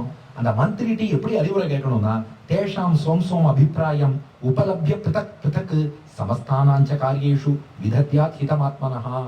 முதல்ல ஒவ்வொரு மந்திரியும் தனித்தனியா கூப்பிட்டு நீ சொல்லு நீ சொல்லு நீ சொல்லு தனித்தனியா கேட்டுக்கணுமா. அப்புறம் எல்லாரையும் ஒன்னா கேபினெட்ல கூப்பிட்டு உட்கார வச்சு எல்லாரும் சேர்ந்து சொல்லுங்கன்னு கேட்கணுமா. சொன்னதுக்கு அப்புறம் என்ன பண்ணணும்னா, சர்வேஷாம் து விசிட்டேன பிராமணேன விபஷ்டிதா, அவனுக்கு ஒரு ராஜகுருன்னு ஒருத்தர் இருப்பார், ராஜகுருட்ட போகணுமா, நீங்க என்ன சொல்றீங்க கேட்டுக்கணுமா. அத்தனை பேர்த்தையும் கேட்டுட்டு ஃபைனலா அந்த ராஜாங்கிறவன் ஒரு முடிவு எடுக்கணும். பக்கத்து நாட்டுல என்ன நடக்கிறதுங்கிறத ஒற்றர்கள் மூலமாக அவன் அப்பப்ப தெரிஞ்சுது, அதுக்கேற்ற மாதிரி இங்க பிளான்ங்கிறது பண்ணிட்டே இருக்கணும். அப்பதான் நாட்டை காப்பாற்ற முடியும். அவன் பெரிய கோட்டை கட்டி வைக்கணுமா, கோட்டையோட மதில் சுவர் உயரமா இருக்கணுமா. கோட்டை மதில் சுவர் எதுக்கு உயரமா இருக்கணும், அதுக்கு மனு ஒரு விஷயம் சொல்ற, ஏகசதம் யோதயதி பிராகாரஸ்தோ தனுர்தரஹா. அந்த பெரிய மதில் சுவர் இருக்குன்னு வச்சுக்கோங்க, அதுல ஒரு வீரன் இருந்தான்னா அவன் 100 பேரோட சண்டை போடுவாங்க. எதிராளி 100 பேரோட வரான்னா இவன் கோட்டை மதிலுக்கு மேல ஒரு வீரன் இருந்தான்னா அவன் 100 பேரை அடிக்க முடியும். கீழே இருக்கிறவன் மேல இருக்கிறவன் அடிக்கிறது கஷ்டம், மேல இருக்கிறவன் கீழே இருக்கிறவன் அடிக்கிறது ஈஸி. அதனால பெரிய பெரிய மதில் சுவர் கட்டி வைத்தால் அங்கே இருக்கக்கூடிய காவலாளிகள் நாட்டை அவர் எவ்வளவு ஆர்மி உட்பட எல்லாம் சொல்லியிருக்காரு பாருங்க மனு. அதான் ஏதோ இந்த பாட்ஷாவா ஒரு திரைப்படத்துல பாருங்க அவர் சொல்றாரு, பாரு நீ தொழிலுக்கு புதுசு சின்ன குழந்தை, அங்க பார் நான் உனக்காக ஒரு ஆளை நிறுத்தியிருக்க பாருன்னு சொல்லிட்டு பாருங்க, உயரத்துல தான் நிறுத்தியிருப்பாரு. இவர் திரும்ப நீ கொஞ்சம் அங்கே பார்க்க நம்பார், இவன் பார்த்தா ஒரு 5 பேரை நிறுத்தியிருப்பார். மேல இருந்து அடிக்கிறதுங்கிறது ரொம்ப ஈஸி. வேறலாம் யாரு முன்னோடி மனு, அவர் என்னைக்காவது சொல்லிட்டார். அப்புறம் அந்த ராஜாங்கிறவன் நிறைய தானம் பண்ணணுமா, எவ்வளவுக்கு எவ்வளவு ராஜா தானம் பண்றானோ அதுலயும் பாத்திரம் அறிந்து, நல்ல படிச்சவாளுக்கு வேதம் வல்லார்களுக்கு அப்படி பாத்திரம் அறிந்து தானம் பண்ணணும். இந்த ராஜாக்குன்னு சில போர் தர்மங்கள்லாம் இருக்கு. என்னன்னா ஆயுதத்தை மறைச்சு வச்சு அடிக்கக்கூடாது, திடீர்னு ஆயுதத்தை மறைச்சு வச்சுட்டு திடீர்னு கையில் எடுக்கக்கூடாது, நேரம் ஆயுதத்தோட வரணுமா. விஷம் தீட்டிய ஆயுதங்கள், தீ உமிழும் ஆயுதங்கள் பயன்படுத்தக்கூடாது, அது ஆளைய கொன்னுடும், அந்த மாதிரி பயன்படுத்தக்கூடாது. புறமுதுகிட்டு ஓடுறவன் அடிக்கக்கூடாது, சரணாகதி பண்ணவன் அடிக்கக்கூடாது, நிராயுத பாணியா இருக்கிறவன அடிக்கக்கூடாது, இன்னொருத்தரோட சண்டை போட்டு இருக்கவன அடிக்கக்கூடாது, வேடிக்கை பார்க்கறவன அடிக்கக்கூடாது, அடிக்க போனா கண் சிமிட்டுறவன அடிக்கக்கூடாது, பயந்தாங்குலின்னு அர்த்தம். இந்த ராஜா மன்னர்கள்லாம் சண்டை போடுறாளே, நாட்டுக்காக தர்மத்துக்காக பொதுமக்கள் சிவிலியன் பீப்புள் சட்டை போடணுமா வேண்டாம் தப்பிச்சுள்ளாமே அப்படி பின்வாங்கணும்னு நினைச்சான்னா அவன் நரகத்தை அடைவான். அதனால வீர மரணம் என்பது ஒரு ராஜாவுக்கு பெருமை. சொல்றா இல்லையா, ஒரு மன்னனுக்கே எது அழகு அப்படின்னு சொன்னா, என்னானாலும் கருவினில் வளரும் மழலையின் உடலில் தைரியம் வளர்ப்பாள் தமிழன்னை, களங்கம் பிறந்தால் பெற்றவள் மானம் காத்திட எழுவான் அவள் பிள்ளை, அதுதான் அவனுக்கு வீரம். அந்த வீரம் மன்னனுக்கு ரொம்ப ரொம்ப முக்கியம். ராஜா எவ்வளவு வரி போடணும்னு சொல்லியிருக்காரு, இது ஒரு டாக்ஸ். நம்ம ஐடி ஃபார்முலாலாம் நிறைய சொல்றோம் இல்லையா, ஐடி ரிட்டர்ன்ஸ் எல்லாம் ஃபைல் பண்றோம். இப்போ மனு கொடுத்த ஐடி ரிட்டர்ன் பாருங்க, பசுமாட்டுக்கும் தங்கத்துக்கும் 2% டாக்ஸ் போடணும். பசுமாட்டுக்கும் தங்கத்துக்கும் 50ல ஒரு பங்கு, 50ல ஒரு பங்குன்னா 100ல 2% டாக்ஸ். பயிர்கள் இருக்கு, விவசாய பயிர்கள், அது விளைச்சலை பொறுத்து போடணுமா. சில சமயம் 6ல ஒரு பங்கு, சில சமயம் 8ல ஒரு பங்கு, சில சமயம் 12ல ஒரு பங்கு. 6ல ஒரு பங்குன்னா 17%, 8ல ஒரு பங்குன்னா 12%, அப்புறம் இதுல 12ல ஒரு பங்குன்னு சொன்னா ஒரு 8% வரும். இத மாதிரி பார்த்து வரி போடணும். அதுக்கப்புறம் பாக்கி எல்லா பொருளுக்குமே 6ல் ஒரு பங்கு வரியா 16.67%. அதுதான் மற்ற தேன், மாம்சம், வெண்ணெய், மூலிகை, வாசனை பொருள், பழம், பாத்திரம், கல்லாலான பொருள்கள், உலோகங்கள் எல்லாத்திலையுமே 1/6 வரியாக போடணும். அதுதான் ராஜாவுக்கு கரெக்டான வரி. ஆனா அது ஒரு கான்ட்ரோவர்சியலான ஸ்லோகம் இருக்கு, வேதம் படிச்ச பிராமணனுக்கு மட்டும் வரியே போடாது. புஷ்ணா சார், இங்க தான் சார் மனு விட்ட ப்ராப்ளம். ஏன் அவள் நம்ம history புக்லயே எழுதிட்டான், they were all exempted from taxation. ஆனா அதே மனுஸ்மிருதியில இன்னொரு ஸ்லோகம் இருக்கு, அந்த ஸ்லோகத்தை பார்க்கணும். இது எங்கன்னா அடுத்த அத்தியாயத்துல இருக்கு. என்னன்னா, யத் அதீதே யத் யஜதே யத் ததாதி யத் அர்ச்சதி தஸ்ய ஷட் பாகபாக் ராஜா சையத் பவதி ரக்ஷணாத்.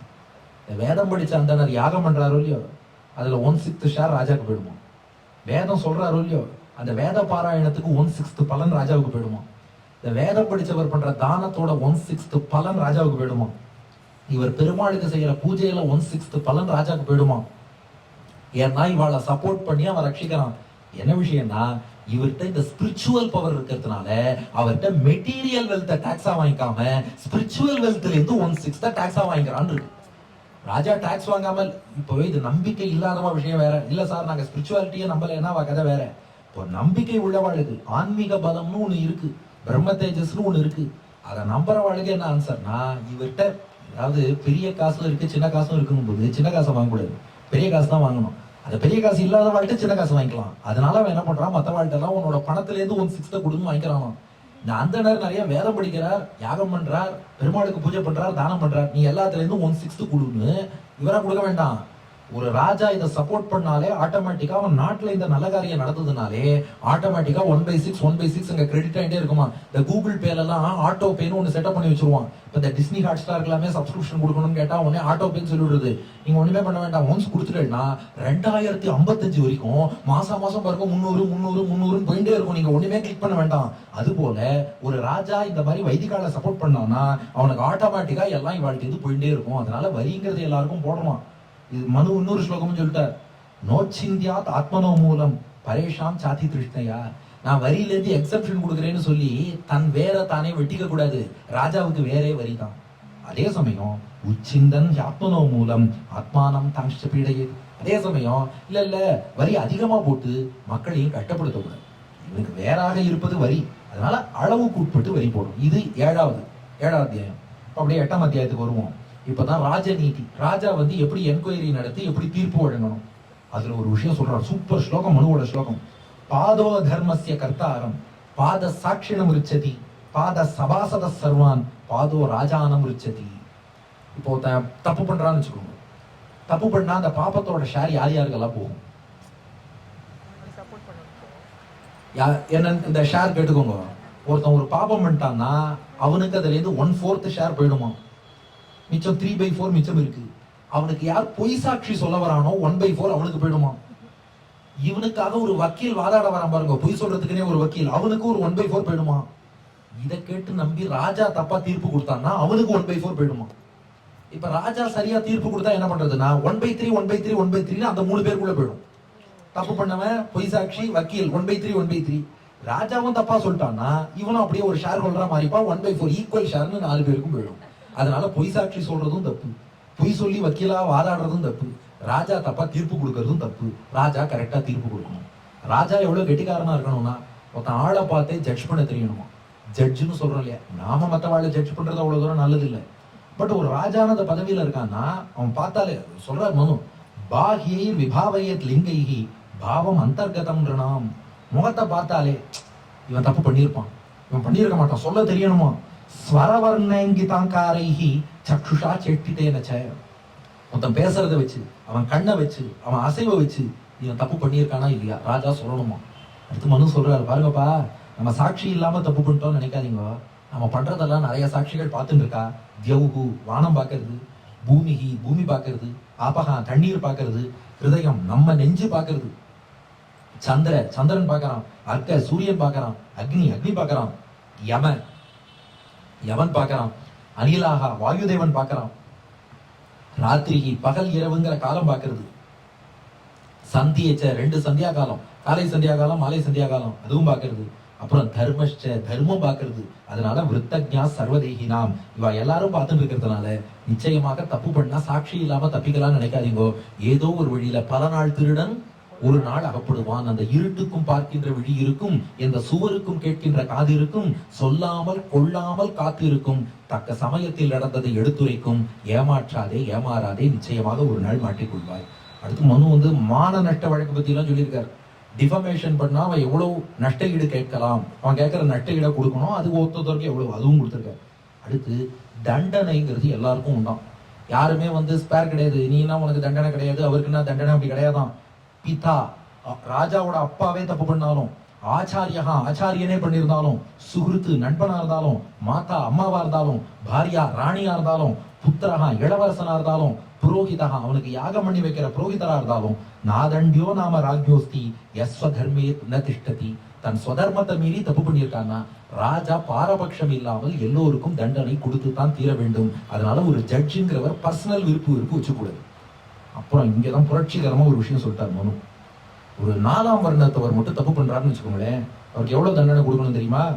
அஷ்டாபாத்தியந்து சூத்ரஸ்ய ஸ்தேயே பவதி கில்பிஷம். ஒரு திருட்டு பழி வருது, 4ஆம் வர்ணத்தவர் 8 மடங்கு தண்டனை கொடுக்கணும். அப்போ வைசியருக்கு ஷோடசைவத்து வைசியஸ்ய, வணிகரா இருந்தா 16 மடங்கு தண்டனை கொடுக்கணும். துவாத்ரிம்ஷத் க்ஷத்ரியஸ்ய, அவன் மன்னன் க்ஷத்ரியன்னா 32 மடங்கு தண்டனை கொடுக்கணுமா. பிராமணஸ்ய சதுஷ்டி பூர்ணம் வாப்பி சதம் பவே. இதே அந்தணன் பண்ணானா 64 மடங்கோ 100 மடங்கோ தண்டனை கொடுக்கும். படிச்சவன் தப்பு பண்ணது பெரிய தப்பு. என்னப்பா இவர் பிராமணருக்கு ஃபேவரபிள்னு சொன்னா மனுவை எல்லாரும், அவரை பாருங்க 4ஆம் வர்ணத்தவருக்கு 8 மடங்கு கொடு, அடுத்து வணிகரா இருந்தா 16 மடங்கு கொடு, மன்னனா இருந்தா 32, அந்தணனா இருந்தா அவனுக்கா 64 மடங்கு கொடுத்துரு, இல்லைன்னா 100 வேணாலும் கொடுத்துரு, எவ்வளவு வேணாலும் கொடு, தண்டனை தகும் அப்படின்ட்டு. இது ராஜநீதிகள். அப்படியே 9வது சாப்டருக்கு வருவோம். கணவன் மனைவி எப்படி இருக்கணும் அதை பத்தி சொல்ற. இதுவும் ஒரு சின்ன கான்ட்ரோவர்சியலான இடம். என்ன சொல்றா, பெண்களை எல்லாரும் ரொம்ப போற்றி பாதுகாக்கணும்ட்டார். பாருங்க, பெண்ணுக்கு சுதந்திரமே கொடுக்கல. என்ன சொல்றார், பிதா ரக்ஷதி கௌமாரே பர்த்தா ரக்ஷதி யௌவனே ரக்ஷந்தி ஸ்தவிரே புத்திராக நஸ்திரீ சுவாதந்திரியம் அர்ஹதி. பெண்ணு இருக்காளே, சின்ன பெண்ணா இருக்கும்போது அப்பா பார்த்துப்பார், அதுக்கப்புறம் திருமணமான பிறகு கணவன் பார்த்துப்பார், வயசானதுக்கு அப்புறம் மகன் பார்த்துப்பான். பெண் எப்போதும் ஆணோட கண்ட்ரோல்ல இருக்கணும். அந்த அர்த்தத்துல அவர் சொல்லலை. இது காஞ்சி மகாபெரியவர் அர்த்தம் சொன்னார். ஆண்களை யாராவது ஆண்மணின்னு இது வரைக்கும் சொல்லியிருக்காளா? ஆக எங்க வீட்டுல ஒரு ஆண்மணி யாரும் சொல்றது இல்லை. பெண்ணை மட்டும் பெண்மணிங்கிற. மணின்னா என்ன? ரத்னம்னு அர்த்தம். விலை மதிக்க முடியாத ரத்னம். நம்ம வீட்டுல ஒரு உயர்ந்த ரத்னம் இருக்குன்னா நம்ம எவ்வளவு நல்லா பாதுகாப்போம். அது போல பெண்கள், பெண்மணி நம் கண்மணி, பெண்கள் நமது கண்கள். அதனால ஆணுக்கு எது முன்ன பின்ன கூட குறைச்சல் இருந்தாலும் பெண்களை நன்றாக பாதுகாக்க வேண்டும். அந்த இன்டென்ஷன்ல அவர் சொன்னாரே ஒழிய உடனே பெண்ணுனா வீட்டுக்குள்ள இருக்கணும், ஆண் கண்ட்ரோல்ல இருக்கணும், அப்பா கண்ட்ரோல்ல இருக்கணும், அந்த அளவு சொல்லல. பையன் அம்மாவை கவனிக்காம இருக்கக்கூடாது. பையனோட கடமை அம்மாவை நல்லா பாத்துக்கணும். கணவன் மனைவியை கண்டுக்காம இருக்கக்கூடாது. அடுத்த ஸ்லோகத்தை பார்த்தா தெரியும். காலோதாத்தா பிதா வாச்சியா வாச்சியஸ்ச அனுபயன் பதிஹி மிருதே பர்த்தரி புத்திரஸ்து வாச்சியோ மாதுர ரக்ஷிதா. தன் பெண்ணுக்கு உரிய காலத்துல கல்யாணம் பண்ணி வைக்காத தந்தை பெரிய பாபி. தன் மனைவி என்ன விருப்பப்படுறான்னு கேட்டு அதை நிறைவேற்றாத கணவன் பெரிய பாபி. தன்னுடைய அம்மாவை கண்டுக்காம உதாசீனப்படுத்துற மகன் பெரிய பாபின்னு இருக்கார். இப்ப சொல்லுங்க, மனு பெண்களுக்கு எதிரானவர். அவர் சொல்ல வந்த விஷயம் பெண்களை போற்றி பாதுகாக்கணும். அந்த வகையில அப்பாவா இருந்தாலும் சரி, கணவனா இருந்தாலும் சரி, பிள்ளையா இருந்தாலும் சரி, பெண்மையை போற்றுவோங்கிற எண்ணத்துல சொல்லியிருக்காரு. மேலும் இன்னொரு வார்த்தை சொல்றார், மனைவியே தாய் போல. அதான் தாய்க்கு பின் தாரங்கிறாளே. பதிர் ஜாயாம் சம்பிரவிஷ்ய கர்ப்போ பூத்வேக ஜாயதே ஜாயாயா ஸ்தத்தி ஜாயத்துவம் எதஸ்யாம் ஜாயதே புனகா. கணவன் என்ன பண்றானா, தன்னுடைய மனைவிக்குள்ள தன்னையே செலுத்தி அவள் மூலமாக அவள் பிள்ளையாக தானே பிறக்கிறான். அதுதான் மகன். மகன்கிறவன் யாருன்னா தந்தையோட ஒரு ஜெராக்ஸ், அவனோட ரெப்ளிகா. தன் மனைவியிடம் போய் அவள் தாயாக அவளுக்கு பிள்ளையா தானே மறுஜன்மம் எடுக்கிறான். அதுதான் பிள்ளை. ஜாயானா பிறப்பு தந்தவள்னு அர்த்தம். மனைவிக்கு ஜாயான்னு பேர். இவனுக்கு இன்னொரு பிறவி அவ தான் கொடுத்திருக்கா. தாய் முதல் பிறவி தந்தா, மனைவி என்பவள் பிள்ளை என்ற வடிவில் இவனுக்கு இன்னொரு பிறவி தந்திருக்கா. தான் புதுக்கவிஞர் அழகா சொன்னார், மனைவியே கணவனுக்கு ஒரு ஸ்டேஜ்ல தாயாயிடுவாங்க. பாலோடு பழமையாவும் உனக்காக வேண்டும், பாவை உன் முகம் பார்த்து பசியார வேண்டும், மனதாலும் நினைவாலும் தாயாக வேண்டும், நானாக வேண்டும், மடி மீது விளையாடும் சேயாக வேண்டும், நீயாக வேண்டும். அதனால அவ தாய்க்கு சமம். மனைவியை தாய் போல நாம் போற்ற வேண்டும். அரக்ஷிதா கிரகே ருத்தாக புருஷைர் ஆப்தகாரிபிகி ஆத்மானம் ஆத்மனாயாஸ்து ரக்ஷயுஸ்தா சுரக்ஷிதாக. இது பாருங்க, இன்னொன்னு சொல்லிட்டார், நான் பெண்களை பாதுகாத்து வைக்கிறேன்னு பூட்டு போட்டு வீட்டுக்குள்ள பூட்டி வைக்கிறியே, அது பெண்ணை பாதுகாக்கிறதுன்னு அர்த்தம் இல்லை. மனசு எங்கேயோ போயிடுத்துனா அப்படித்தான். பெண் தன் மனத்தை தானே கண்ட்ரோல்ல வச்சுட்டு இருக்கா பார், அதுதான் பெண்ணுக்கு பாதுகாப்பு. நாம வீட்டுக்குள்ள பூட்டி வைக்கிறதோ இன்னொன்னோ பெண்ணுக்கு பாதுகாப்பு கிடையாதுன்னு சொல்லிட்டார். அதுக்கு மேல ஒரு விஷயம், அந்யோன்யஸ்ய அவ்யபிச்சாரஹா பவேத் ஆமரணாந்திகா. கணவன் மனைவி உறவுங்கிறது என்ன தெரியுமா? அந்யோன்ய அவ்யபிச்சாரம். 2 பேரும் உண்மையா இருக்கணும். 2 பேருக்கும் கற்பு உண்டு. கணவனுக்கும் கற்பு உண்டு, மனைவிக்கும் கற்பு உண்டு. மனைவிய கணவன் நம்பணும், கணவனை மனைவி நம்பணும். நீ எனக்கு, நான் உனக்கு 2 பேரும் நம்பி வாழறாளே. வியபிச்சாரம்னா உங்களுக்கு அர்த்தம் தெரிஞ்சிருக்கும். அவ்வியபிச்சாரம், அந்யோன்ய அவ்வியபிச்சாரம், 2 பேர்கிட்டயுமே அந்த வியபிச்சாரம் இருக்கக்கூடாது. அந்த மாதிரி உனக்கு நான் எனக்கு நீ மியூச்சுவல் ஃபெய்த்ல வாழறாளே, அதுதான் இல்வாழ்க்கைன்னு சொல்லியிருக்காரு. அதுக்கப்புறம் 10வது அத்தியாயம் வந்து வர்ண தர்மம். 6:20 ஆயிடுத்து. இப்போ 12 தானே, 10வது வந்தாச்சு. இந்த வர்ண தர்மங்களை பொறுத்த வரைக்கும் என்ன சொல்லியிருக்காரு, ஒருத்தர் ஒரு பணி. அதுவும் இப்போ அது எப்படி சார் இவருக்கு இது அவருக்கு அதுன்னு சொல்றாளேன்னா, இது ஒரு டிவிஷன் ஆஃப் லேபர்னு முன்னு கொடுக்குறாரு. லோகத்துல எல்லாம் தான் நடந்தாகணும். அதனால ஒருத்தர் ஒவ்வொரு விதமான காரியத்தை பார்த்துட்டா தான் எல்லாம் நடக்கும்.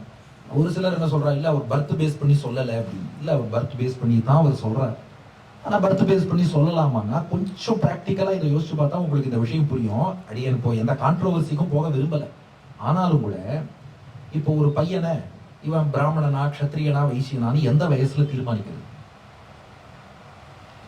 அவ செயல்பாடுபடி அவ வர்ணத்தை சூஸ் பண்ணலாம்னா எந்த வயசு? அதுக்கு ஏதாவது பெஞ்ச் மார்க் உண்டா? Question mark. உபநயனத்துக்கு அப்புறம்னா அவனுக்கு அப்ப விவரம் தெரிஞ்சிருக்குமா? அவன் சூஸ் பண்ண முடியுமா? உபநயனமே இப்ப என்ன சொல்றோம், 7 வயசுல போடுங்கிறோம். 7 வயசுல அவனுக்கு எந்த அளவுக்கு விவரம் தெரிஞ்சிருக்கும்? அவன் எந்த அளவுக்கு வந்து இந்த 4 வர்ணத்தை அவன் இன்னும் படிக்கவே ஆரம்பிக்கலையே. அது ஒரு ப்ராப்ளம். அடுத்து இப்படி வச்சுப்போம், சரி இவன் வந்து அந்தணனா வாழ்வதுன்னு முடிவு பண்றான்னு வச்சுப்போம். அவ அப்பா க்ஷத்ரிய வாழ்க்கை வாழ்ந்துட்டு இருக்காருன்னு வச்சுப்போம். அந்த வீட்டுல இவன் அனுஷ்டானத்தை இவனால எப்படி கடைபிடிக்க முடியும்? அது ஒரு பெரிய ப்ராப்ளம். அப்பாவுக்கும் இவனுக்கும் வர்ணம் கான்ட்ரடிக்டரா போயிட்டே இருக்கும். ஒரே வீட்டுல எல்லாம் பண்ண முடியாது. இவன் ஒரு வர்ணம்பா அவன் ஒரு வர்ணம்பா, ஒருத்தர் ஒண்ணு பண்ணுவா, அது கன்ஃபியூஷன் வரும். அதெல்லாம் விடுவோம். ஹியூமன் டெண்டன்சி என்ன தெரியுமா? எது ஈஸியா இருக்கோ அதை எல்லாரும் பண்றேன்னு சொல்லிடுவோம். இந்த 4ஐயும் கொடுத்தா பையன் தனக்கு எது ஃபிட்டிங்கா இருக்குங்கிறத தேர்ந்தெடுக்க மாட்டான். எது ஈஸியா இருக்குன்னு தேர்ந்தெடுப்பான். ஈஸியா இருக்கிறதே எல்லாரும் தேர்ந்தெடுத்துட்டா கஷ்டமா இருக்கிறத யாரும் பண்ண மாட்டான். அதனால பகவானுடைய சங்கல்பத்துல என்ன பண்ணா, அவரவருடைய கர்மா முன்வினை என்ன இருக்கோ அதுக்கேற்ற மாதிரி ஒரு பிறவி கொடுக்கறேன். அந்த பிறவியில என்னவோ அதுக்கான தர்மத்தை நீ பண்ணிட்டே வா. அத பண்ணி உன் கர்மாவை கழிச்சுட்டு வைகுண்டத்தை அடைவதற்கு, பகவான் அடைவதற்கு நாம வழியை பார்க்கணுமே ஒழிய இதுல விவாதம்னு ரொம்ப பண்றதுல பெருசா சுவாரஸ்யம் இல்லைங்கிறது பெரியோர்களுடைய கருத்து.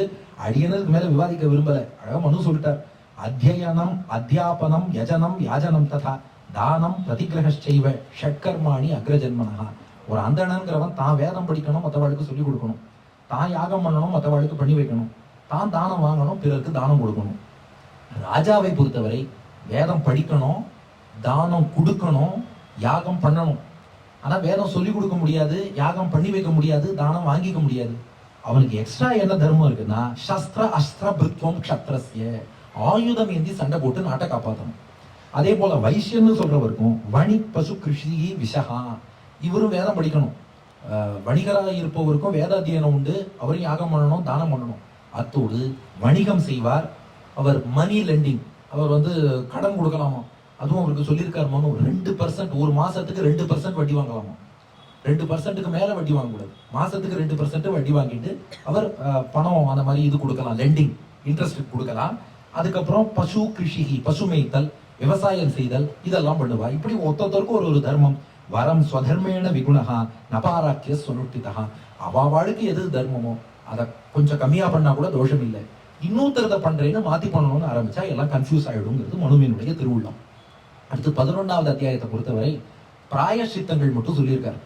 நிறைய பாபங்கள் பண்றோம், ஒன்னொன்னுக்கு என்ன பிராயசித்தம், அதுல சில அறிகுறி வேற சொல்லியிருக்காரு. நகை தங்கத்தெல்லாம் திருடினான்னா நகத்துல பார்த்தா வியாதி வந்துருமா. இந்த மது அருந்தரா பாருங்க, அவளுக்கு பல்லு கருப்பா போயிடுமா. ஆச்சாரிய பத்தினிகிட்ட போய் அபச்சாரப்பட்டான்னா தோல்ல வியாதி வந்துருமா. அடுத்தவனை கோல் சொல்லிட்டே இருந்தான்னா மூக்குல துர்நாற்றம் வர ஆரம்பிச்சிருமா. எதை ஸ்மெல் பண்ணாலும் பேட் ஸ்மெல்லாவே இருக்கணும். தானியங்களை திருடினாலோ தானியத்துல கலப்படம் பண்ணாலோ கர்டு வந்துருமா, GERD. எப்ப பார்த்தாலும் உமட்டிட்டே இருக்கும், எதிர்கழிச்சுட்டே இருக்குமா. இன்னொருத்தர் அது போல வேதத்தையே திருடிட்டான்னா, ஆச்சாரியன்ட்ட முறைப்படி வேதத்தை கத்துக்கணும், அவருக்கு தெரியாம வேதத்தை திருடின்னு வந்தான்னா அவன் பேச முடியாதவனா ஆயிடுவானோ. விளக்க திருடினானா பார்வை இல்லாதவனா ஆயிடுவானோ. இன்னொருத்தனை காயப்படுத்தினான்னா அவனுக்கு பெரிய நோய் வந்துருமா. அடுத்தவன் மனைவிக்கு ஆசைப்பட்டான்னா கையிலயோ காலிலயோ பெரிய கட்டி வந்துருமா. இதெல்லாம் சொல்லியிருக்காரு மனு. சொல்லிவிட்டு இதுக்கெல்லாம் என்ன பிராயஷ்சித்தம்னா ஒன்னொன்னுக்கு ரொம்ப விரிவா சொல்றாரு. எல்லாத்துக்கும் காமனான பிராயஷ்சித்தம் என்னன்னா வேத பாராயணம், வேத மந்திரங்களை சொல்லுங்க, நதிகள்ல புண்ணிய நதிகள்ல ஸ்நானம் பண்ணுங்கோ, தபஸ் பண்ணுங்கோ, தானம் பண்ணுங்கோ. தானம் என்பது எல்லா பாபங்களையும் போக்க வல்லது. அதுலயும் ஒரு ஸ்பெசிபிக்கா சொல்லியிருக்காரு. இந்த மது அருந்தர வாழ்க்கெல்லாம் என்ன பிராயஷ்சித்தம் அப்படின்னா, 1 வருஷத்துக்கு ஒரு வேளை மட்டும் தானியத்தை சாப்பிட்டுட்டே இருக்கணுமா. மது அருந்ததுங்கிறது பஞ்சமகா பாதகங்கள்ல ஒண்ணு, யாருக்கும் தெரிய மாட்டேங்கிறது. அது பாட்டுக்கு இருக்கு, எல்லாரும் போய் சாப்பிட்றான்னு நினைச்சுட்டு இருக்கோம். பஞ்சமகா பாதகத்துல ஒண்ணு. அதை அருந்தியவன் ஒரு வருஷத்துக்கு தானியம் மட்டுமே சாப்பிட்டு ஒரு வேளை மட்டும் அதை சாப்பிட்டு இருக்கணுமா. அது போல தங்கத்தை திருடினவன் நேரா ராஜாட்ட போய் ஒத்துக்கணுமா. வேற பிராயசித்தம் கிடையாது. ராஜாட்ட போய் ஒத்துக்கு நீ என்ன தண்டனை கொடுக்கறியோ கொடுன்னு கட்டணுமா. பசுவதை பண்ணினவன் ஒருவேளை தெரியாம பண்ணிட்டான், மனசு திருந்திட்டான்னா 3 மாசம் பசுமாடுகளுக்கு போய் பணிவிட செய்யணுமா. அதுக்கு மேல சில சாப்பிடக்கூடாத வஸ்துவெல்லாம் சாப்பிட்டுருப்பான், அதுக்கு கிருச்ரம் சாந்திராயணம் இந்த மாதிரி விரதங்கள்லாம் அனுஷ்டிக்கணும். ரகசியமா சில பாபங்கள் பண்ணியிருப்பான், அது வேற இருக்கு. மனசுக்குள்ள பண்ணியிருப்பான் சில பாபம், இன்னொருத்தரை பத்தி தப்பா நினைக்கிறது, இதெல்லாம் வெளியில தெரிஞ்சிருக்காது. ரகசியமா பண்ணதுக்கெல்லாம் என்ன பண்ணணும்னா பிராணாயாமம் பண்ணணுமா. பிராணாயாமம் பண்ணா அந்த பாபங்கள்லாம் போயிடும். இப்படி பிராயஷ்சித்தங்கள் பத்தி 11ஆம் அத்தியாயம். இதெல்லாம் ஏன் நான் பிரஷ் அப் பண்ணிட்டு ஸ்பீடா போயிட்டேன்னா, நமக்கு எல்லாத்துக்கும் பெரிய பிராயஷ்சித்தம் சரணாகதின்னு நம்ம ஆச்சாரியன் படி வச்சுட்டாரு. இதுக்கு மேல நாம பாபம் பண்ண மாட்டோம். தெரியாம பண்ணாலும் எம்பெருமான் மன்னிச்சிருவான், தெரிஞ்சு பண்ணாலும் கத்தியால வெட்ட வேண்டிய இடத்துல முள்ளால குத்த வச்சு மீண்டும் நம்மளை திருத்தி எப்படி ஆச்சாரியன் அனுகிரகத்துல பெருமாள் மோட்சம் கொடுக்க போறாரு. அதனால பிராயஷ்சித்தம் எல்லாம் ஸ்கிப் பண்ணியாச்சு. இப்போ ஃபைனல் 12ஆம் அத்தியாயத்துக்கு வந்தாச்சு. கர்மங்களின் வகை. 3 விதமான செயல் இருக்கான். மனசாலையும் செய்யறோம், மொழி வாயாலையும் செய்யறோம், உடல் மெய் செயலாலையும் செய்யறோம். தாட் வேர்ட் டீட். அதை கிளாசிஃபை பண்றார். பரத்ரவ்யேஷு அபித்யானம் மனசானிட்ட சிந்தனம் விததாதி நிவேசச்ச திரிவிதம் கர்ம மானசம். மனசால பொதுவா 3 தப்பு பண்ணுவோம். முதல் தப்பு இன்னொருத்தர் பொருளுக்கு ஆசைப்படுவோம். 2வது தப்பு என்ன பண்ணுவோம்னா தப்பான விஷயத்தையே யோசிச்சுட்டு இருப்போம். 3வது தப்பு என்ன பண்ணுவோம்னா எதெல்லாம் தேவையில்லையோ அதை போட்டு போட்டு போட்டு போட்டு குழப்பிட்டே இருப்போம். இந்த சிந்தனைங்கிறது இருக்கே, இப்படியே யோசிச்சுட்டு இருப்போம். இது 3ம் மனசுல பண்ற தேவையில்லாத விஷயம். வாக்கால என்ன பண்ணுவோம்னா பாருஷ்யம் அனுதம் செய்வேன் பைசுன்யம் சாப்பி சர்வசகா அசம்பந்த பிரலாபஷ்ச வாங்மயம் சியா சதுர்விதம். வாக்குல கோபமா பேசுறது, ஒருத்தனை திட்டுறது, அல்லது பொய் சொல்றது, ஒருத்தனை ஏமாத்துறது, அல்லது சம்மதமில்லாத பேச்சுகள்லாம் பேசுறது, இதெல்லாம் வாக்கால பண்ணக்கூடிய தோஷங்கள். உடம்பால அதத்தானம் உபாதானம் ஹிம்சா செய்வா விதானதா பரதாரோப செய்வாச்ச ஷாரீரம் திரிவிதம் ஸ்மிருதம். உடம்பால 3 தப்பு பண்றோம். தப்பான பொருள் யார்கிட்ட வாங்கக்கூடாதோ அந்த பொருள்லாம் குடு லஞ்சம் வாங்குறது, இதெல்லாம் வாங்கிக்கிறோம், அதெல்லாம் உடம்பால பண்ற பாப்போம். அடுத்தது தேவையில்லாம ஒரு உயிரை கொல்றோம். 3வது அடுத்தவன் மனைவி பக்கத்துல போறான். இந்த 3 உடம்பால பண்றது. இப்படி எல்லாம் பண்றானே, இதுக்கெல்லாம் பகவான் எப்படி தண்டிப்பான்னா மானசம் மனசைவாயம். மனசால தப்பு பண்ணா பகவான் மன கஷ்டத்தை கொடுத்து தண்டனை கொடுத்துருவானோ. நீ எப்படி தப்பு பண்றியோ அப்படிதான் தண்டனை. இப்போ மனசுல ஏதாவது ஒருத்தனுக்கு தீங்கு நினைச்சான்னா ஒரு கெட்ட கனவு கொடுத்துருவான் பகவான். அந்த கெட்ட சொப்பனத்தின் மூலம் அந்த பாப்பம் கழிஞ்சிடும். உபபுங்கே சுபா சுபம் வாச்சா வாச்சா கிருதம் கர்ம. இன்னொருத்தனை திட்டிருக்கான்னா வேற ஒருத்தன் இவனை திட்டுபடியா பண்ணி வாக்காலேயே அந்த கர்மாவை பகவான் கழிச்சுருவானோ. அப்புறம் காயேனைவ காய்க்கம். உடம்பால தப்பு பண்ணா உடம்புக்கு ஒரு வியாதி தண்டனை கொடுத்து அந்த பாபத்துக்கான தண்டனையை பகவான் கொடுப்பான். அதுக்கு மேல சொல்ற இத்தனை பாபங்கள்ல இருந்து விடுபடுறதுக்கு என்ன வழி. இப்ப அதுதான் ஃபைனலா முதல்ல உபன்யாசத்துல இருந்து விடுபட என்ன வழின்னு 6 மணி ஆயிடுச்சு. எல்லாத்துக்கும் சேர்த்து வழி சொல்லிடுவோம். தத்ரய பிரீத்தி சயுக்தம் கிஞ்சித் ஆத்மனி லட்சயே பிரசாந்தமிவ சுத்தாபம் சத்வம் தது உபதாரையே. சத்துவ குணத்தை முதல்ல வளர்த்துக்கோங்க.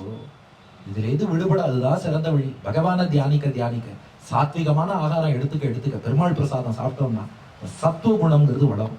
சத்துவ குணம் என்ன பண்ணும்னா மனசுல சந்தோஷத்தை கொடுக்கும், தெளிவை கொடுக்கும், ஞானத்தை கொடுக்கும், பக்தியை வளர்க்கும். அந்த சத்துவ குணம் வளர வளர நாம மேல் நோக்கி நல்ல திசையில போயிட்டே இருப்போம். அதே சமயம் இந்த ரஜோ குணம்ங்கிறது இருக்கே, அது ஆசை கோபத்தை தூண்டி வேற செயல்கள்ல நம்மள ஹைப்பர் ஆக்டிவ் ஆக்கிடும். தமோ குணம் என்பது அப்படியே மயக்கி ஒரு அறியாமை சோம்பல் லேசினஸ்ல தள்ளிடும். அதனால இந்த சத்துவ குணத்தை முதல்ல வளர்த்துட்டோம்னா ரஜோ குணம் என்பது நம்ம அப்படியே இந்த உலகியல் வாழ்க்கையில அப்படியே ராஜா பதவி இதுல கொண்டு போய் உட்கார வைக்கும். தமோ குணம்ங்கிறது ரொம்ப தாழ்ந்த பிறவிகள், புழு பூச்சி அந்த மாதிரி கொண்டு போய் தள்ளிடும்.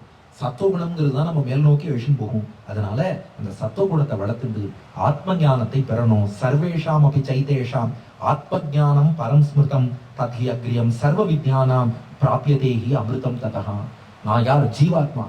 ஜீவாத்மா தான் நாங்கிறத தெளிவு வந்துருத்துனாலே நமக்கு நிச்சயம் மோட்சம் கிடைச்சிடும். ஜீவாத்மாவை தெரிஞ்சுட்டா எப்படி மோட்சம் கிடைக்கும்? பரமாத்மாவை தெரிஞ்சுக்க வேண்டாமான்னா, அதாவது ஜீவாத்மாங்கிறவனை முழுசா தெரிஞ்சுட்டா ஜீவாத்மா பரமாத்மாவுக்கு சரீரமாக இருக்கிறான். ஜீவாத்மாவுக்குள் பகவான் அங்கதானே ஆரம்பிச்சார் பாருங்க. ஆரம்பிச்ச இடத்துல முடிக்கணும். இந்த ஜீவாத்மாவுக்குள் அந்தர்யாமியாக எம்பெருமான் எழுந்தருளி இருக்கிறான். அவனுக்கு சரீரம் தான் ஜீவாத்மா. இந்த உடம்பு இருக்கே எப்போதும் ஆத்மாவுக்காக தானே உழைக்கிறது. ஜீவாத்மா பெருமாளுக்கு சரீரம் தான். இந்த ஜீவாத்மா காலம் முழுக்க பெருமாளுக்கு தானே கைங்கரியம் பண்ணணும். நீங்க நினைச்சு பாருங்க, நம்ம உடம்பு நாம சொல்றதையே கேட்காம எங்கெங்கயோ போய் வேலை பார்த்தா நம்ம என்ன பண்ணுவோம்? என் உடம்பே நீ என்னோட உடம்பா வேண்டாம் தூக்கி போடுவோமா இல்லையா? நான் இந்த ஜீவாத்மா பெருமாளுக்கு சரீரம், உள்ளுக்குள்ள ஆத்மாவா பெருமாள் உட்காந்துருக்காரு. இந்த உடம்புக்குள் ஜீவாத்மா, ஜீவாத்மாவுக்குள் பரமாத்மா. அவர் சொன்னது எதையுமே கேட்காம அவர் சரீரமான ஜீவாத்மா கண்டபடி போனாலும் என்னைக்காவது பெருமாள் கோச்சுட்டாரா? அப்பவும் ஒரு உள்ளே உட்காந்துருக்கார். நீ வேண்டாம்னு சொல்லாம இருக்கார். இந்த ஜீவாத்மாவின் தன்மையை முதல்ல ஒழுங்கா புரிஞ்சுக்கிட்டாலே நமக்கு எல்லாமே பரமாத்மா தான். நின்னலால் இளையன்கான் என்னை நீ குறிக்கொள்ளி. அவனை விட்டா நமக்கு கதி இல்லைங்கிறது தானா புரிஞ்சிடும். அதனால முதல்ல நம்ம ஜீவாத்மாங்கிறத புரிஞ்சுப்போம். அதுவே மோட்சத்தை கொடுத்துரும். அதை புரிஞ்சுக்க என்ன வழினா, அதுக்கு தான்ப்பா இவ்வளவு நேரமா உபன்யாசம் பண்ணணும். நாம ஜீவாத்மான்னு புரிஞ்சுக்கிறதுக்கு என்ன பண்ணணும்னா வேதாபியாசகா, வேதத்தை படிக்கணும். தபோ ஞானம், தபஸ் செய்து அந்த தவத்தால் வந்த ஞானத்தை பெறணும். இந்திரியானாஞ்ச சயமகா, புலன்களை அடக்கி வைக்கணும். தர்ம கிரியா, தர்ம செயல்கள், இதுல என்னென்ன தர்மங்கள் சொன்னாரோ அதெல்லாம் ஃபாலோ பண்ணணும்.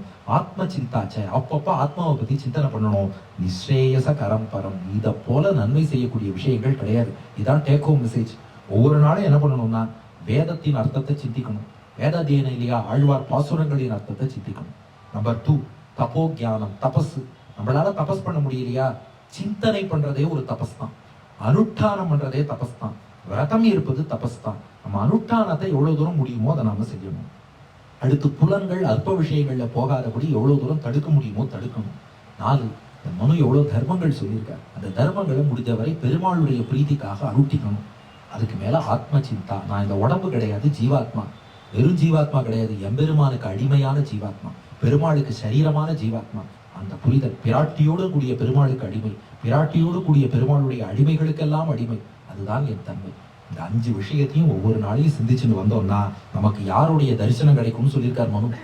யாருடைய தரிசனம்னா பிரசாசிதாரம் சர்வேஷாம், எந்த ஒருத்தன் எல்லாரையும் இயக்கின்னு இருக்கானோ, அணியாம்சம் அணுரப்பி, ஒரு அணுவை விட அணுவாக மைக்ரோவா இருந்து எல்லாத்துக்குள்ளேயும் யார் ஊடுருவி இருக்கானோ, ருக்மாபம், பொன்மேனி கண்டேன் என்னும்படி பொன்னொழி வீசி யார் இருக்கானோ, சொப்ன தீகம்யம், தியானத்திலேயே காணவல்லவன் யாரோ, விதாத்தம் புருஷம் பரமத, பரம புருஷனையே நாம் அடையலாம். அந்த பரம புருஷனுடைய அனுபவம் நமக்கு கிடைக்கும். அந்த எம்பெருமானை அடையத்தான் இவ்வளவு தர்மங்கள் சொன்னேன்னு பெருமாள்கிட்ட ஆரம்பிச்சு பெருமாள்கிட்ட பூர்த்தி பண்ணி, ஏவம் எஸ் சர்வபூதேஷு பஷ்யதி ஆத்மானம் ஆத்மனா ச சர்வ சமதாமேத்திய பிரம்மாபியேதி பரம்பதம். இதை புரிஞ்சுட்டு தன்னையும் ஜீவாத்மான்னு பார்த்து எல்லாரையும் ஜீவாத்மாக்கள்னு பார்த்து, அந்த ஜீவாத்மாக்கள்லாம் குவான்டிட்டியில பலரா இருந்தாலும் குவாலிட்டியில சேம். எல்லாரும் அணுமாத்திரம், எல்லாரும் ஞானமே வடிவெடுத்தவர், எல்லாரும் ஆனந்தமே வடிவெடுத்தவர், எல்லாரும் பெருமாளுக்கு சரீரம், பெருமாளுக்கு அடிமை. அதனால உருவத்துல ஒருத்தர் உயரமா இருக்கலாம், குள்ளமா இருக்கலாம், கருப்பா இருக்கலாம், வெளுப்பா இருக்கலாம், குண்டா இருக்கலாம், ஒல்லியா இருக்கலாம். ஆனா உள்ளே இருக்கும் ஜீவாத்மாக்கள் அத்தனை பேரும் சமம்னு மனு பாருங்க. மனு நீதி முடிக்கிறது சமநீதியில முடிச்சிருக்காரு அவர். எல்லாரும் சமத்துவம், சமூக நீதி மனு சொல்றார். எல்லாரையும் சமமா பார்க்கணும். சர்வ சமதாம் ஏத்திய, எல்லாரும் ஜீவாத்மாக்கள், எல்லோரும் சமம். எனக்குள் இருக்கும் இறைவன் தான் எல்லாருக்குள்ளயும் இருக்கான் அப்படின்னு பாக்குற பக்குவத்தை வளர்த்துக்கணும். அப்படி வளர்த்து கொண்டு இத்தியேதத் மானவம் சாஸ்திரம் பிருகு புரோக்தம் பட்டன் துஜஹா பவதி ஆச்சாரவான் நித்தியம் யதேஷ்டாம் பிராப்னுயாத் கதி. இப்படி பிருகுவுக்கு மனு சொன்ன இந்த மனு நீதி சாஸ்திரம், இதை யார் கேட்டுட்டு, கேட்கணும்னு மட்டும் சொல்லல, ஆச்சாரவான் நித்தியம் இது கேட்டா போற, கொஞ்சமா ஃபாலோ பண்ணணும். யார் ஃபாலோ பண்றாளோ அவ விரும்பின கதி எல்லாம் அடைவான்ட்டார். மோட்சம்னு இல்ல, மோட்சத்தை தான் நம்ம ஆசைப்படணும்னு வச்சுக்கோங்க. சொர்க்கம் வேற ஏதாவது ஆசைப்பட்டாலும் கிடைக்கும். இல்ல அதெல்லாம் வேண்டாம், எனக்கு தெளிவு இருக்கு, மோட்சம் தான் வேணும்னு நினைக்கிறியா, மோட்சமும் கிடைக்கும், விரும்பின எல்லா நற்கத்தையும் கிடைக்கும்னு சொல்லி இந்த மனு தர்ம சாஸ்திரத்தை மனு பூர்த்தி செய்திருக்கிறார். இப்படி அடியன் யூடியூப்ல பார்த்தா யாரும் மனு நீதி பத்தி இது வரைக்கும் உபன்யாசம் பண்ணல.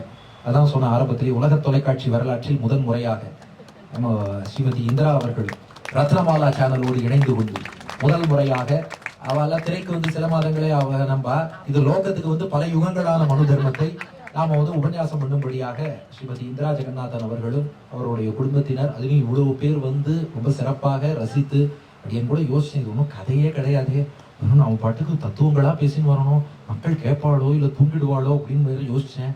இது சொன்ன டயத்தோட 1/2 மணி நேரம் எக்ஸ்ட்ரா வேற பேசிட்டேன். ஆனா அவ்வளவு நேரம் பேசினாலும் நீங்களும் நல்லா அனுபவிச்சு அதை தெரிஞ்சுக்கணுங்கிற அந்த ஆர்வம் இருக்கு இல்லையா, அதைத்தான் மனு ஆசைப்பட்டார். இதை தெரிஞ்சுக்கணுங்கிற ஆர்வம் மக்கள்கிட்ட இருக்கணும்னு. இது எல்லாத்தையும் நிறையவே இருக்கு. இன்னொன்னு, இது நிறைய பேருக்கும் போனதுன்னா மனு நீதி பத்தி இப்போ நிறைய பேருக்கு ஒரு ரெவலேஷனா இருந்திருக்கும்னு அடியன் எவ்வளவு தூரம் நான் சொன்னேன்னு தெரியாது. ஆனா ஒரு சில ஸ்லோகங்கள் தான் அடியனால சொல்ல முடிஞ்சது. ஆனா பல நல்ல விஷயம் இந்த மாதிரி மனு சொல்லியிருக்காரு. இது எல்லாருக்கும் போய் ரீச் ஆகட்டும். தேவையில்லாம ஒருத்தரை வந்து ஒரு பழிச்சொல் மாதிரி, ஐயோ மனுனா இப்படி மனுனா அப்படின்னு ஒரு இது சொல்லிட்டு இருக்கா. அந்த நிலை இதனால மாறிட்டுன்னா மாமி ஏற்பாடு பண்ணதுக்கும் நம்ம உபன்யாசம் பண்ணதுக்கும் நாளைக்கு ரத்னமாலா மேடம் இதை டெலிகாஸ்ட் பண்றதுக்கும் மிகச்சிறந்த பலன் என்னன்னா, மனு நீதியை பற்றின பாசிட்டிவான இந்த விஷயங்கள் எல்லாருக்கும் போய் சேரணும். அதுக்கு எம்பெருமான ஆச்சாரியனும் அனுகிரகம் பண்ணணும்னு சொல்லி இதோடு உபன்யாசத்தை பூர்த்தி செய்கிறேன். ஆச்சாரியன் திருவடிகளே சரணம். இது வரைக்கும் மனுஸ்மிருதி அப்படின்னா என்னன்றத அவர் சொல்லி நம்ம கேட்டோம். டாக்டர் உவே வெங்கடேஷ் அவர்கள் ரொம்ப பிரமாதமாக குழந்தைகளுக்கு எடுத்து சொல்வது போல ரொம்ப அழகாக எடுத்து சொன்னார். சிலதெல்லாம் கேட்கறதுக்கு ரொம்ப கஷ்டமாக இருந்தது. ஐயோ இப்படியெல்லாம் வாழணுமா அப்படின்னு.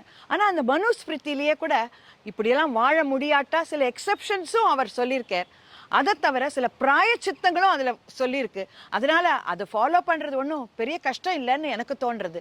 ஏன்னா இந்த மனுஸ்மிருதியை பற்றி இந்த ஒரு கண்ணோட்டம் நிறைய பேருக்கு நிறைய விதங்களில் தப்பாக தோன்றுகிறதோ அப்படின்னு இது கேட்டப்புறம் எனக்கு தெரியறது. எவ்வளோ ஒரு அழகான ஒரு விஷயம்.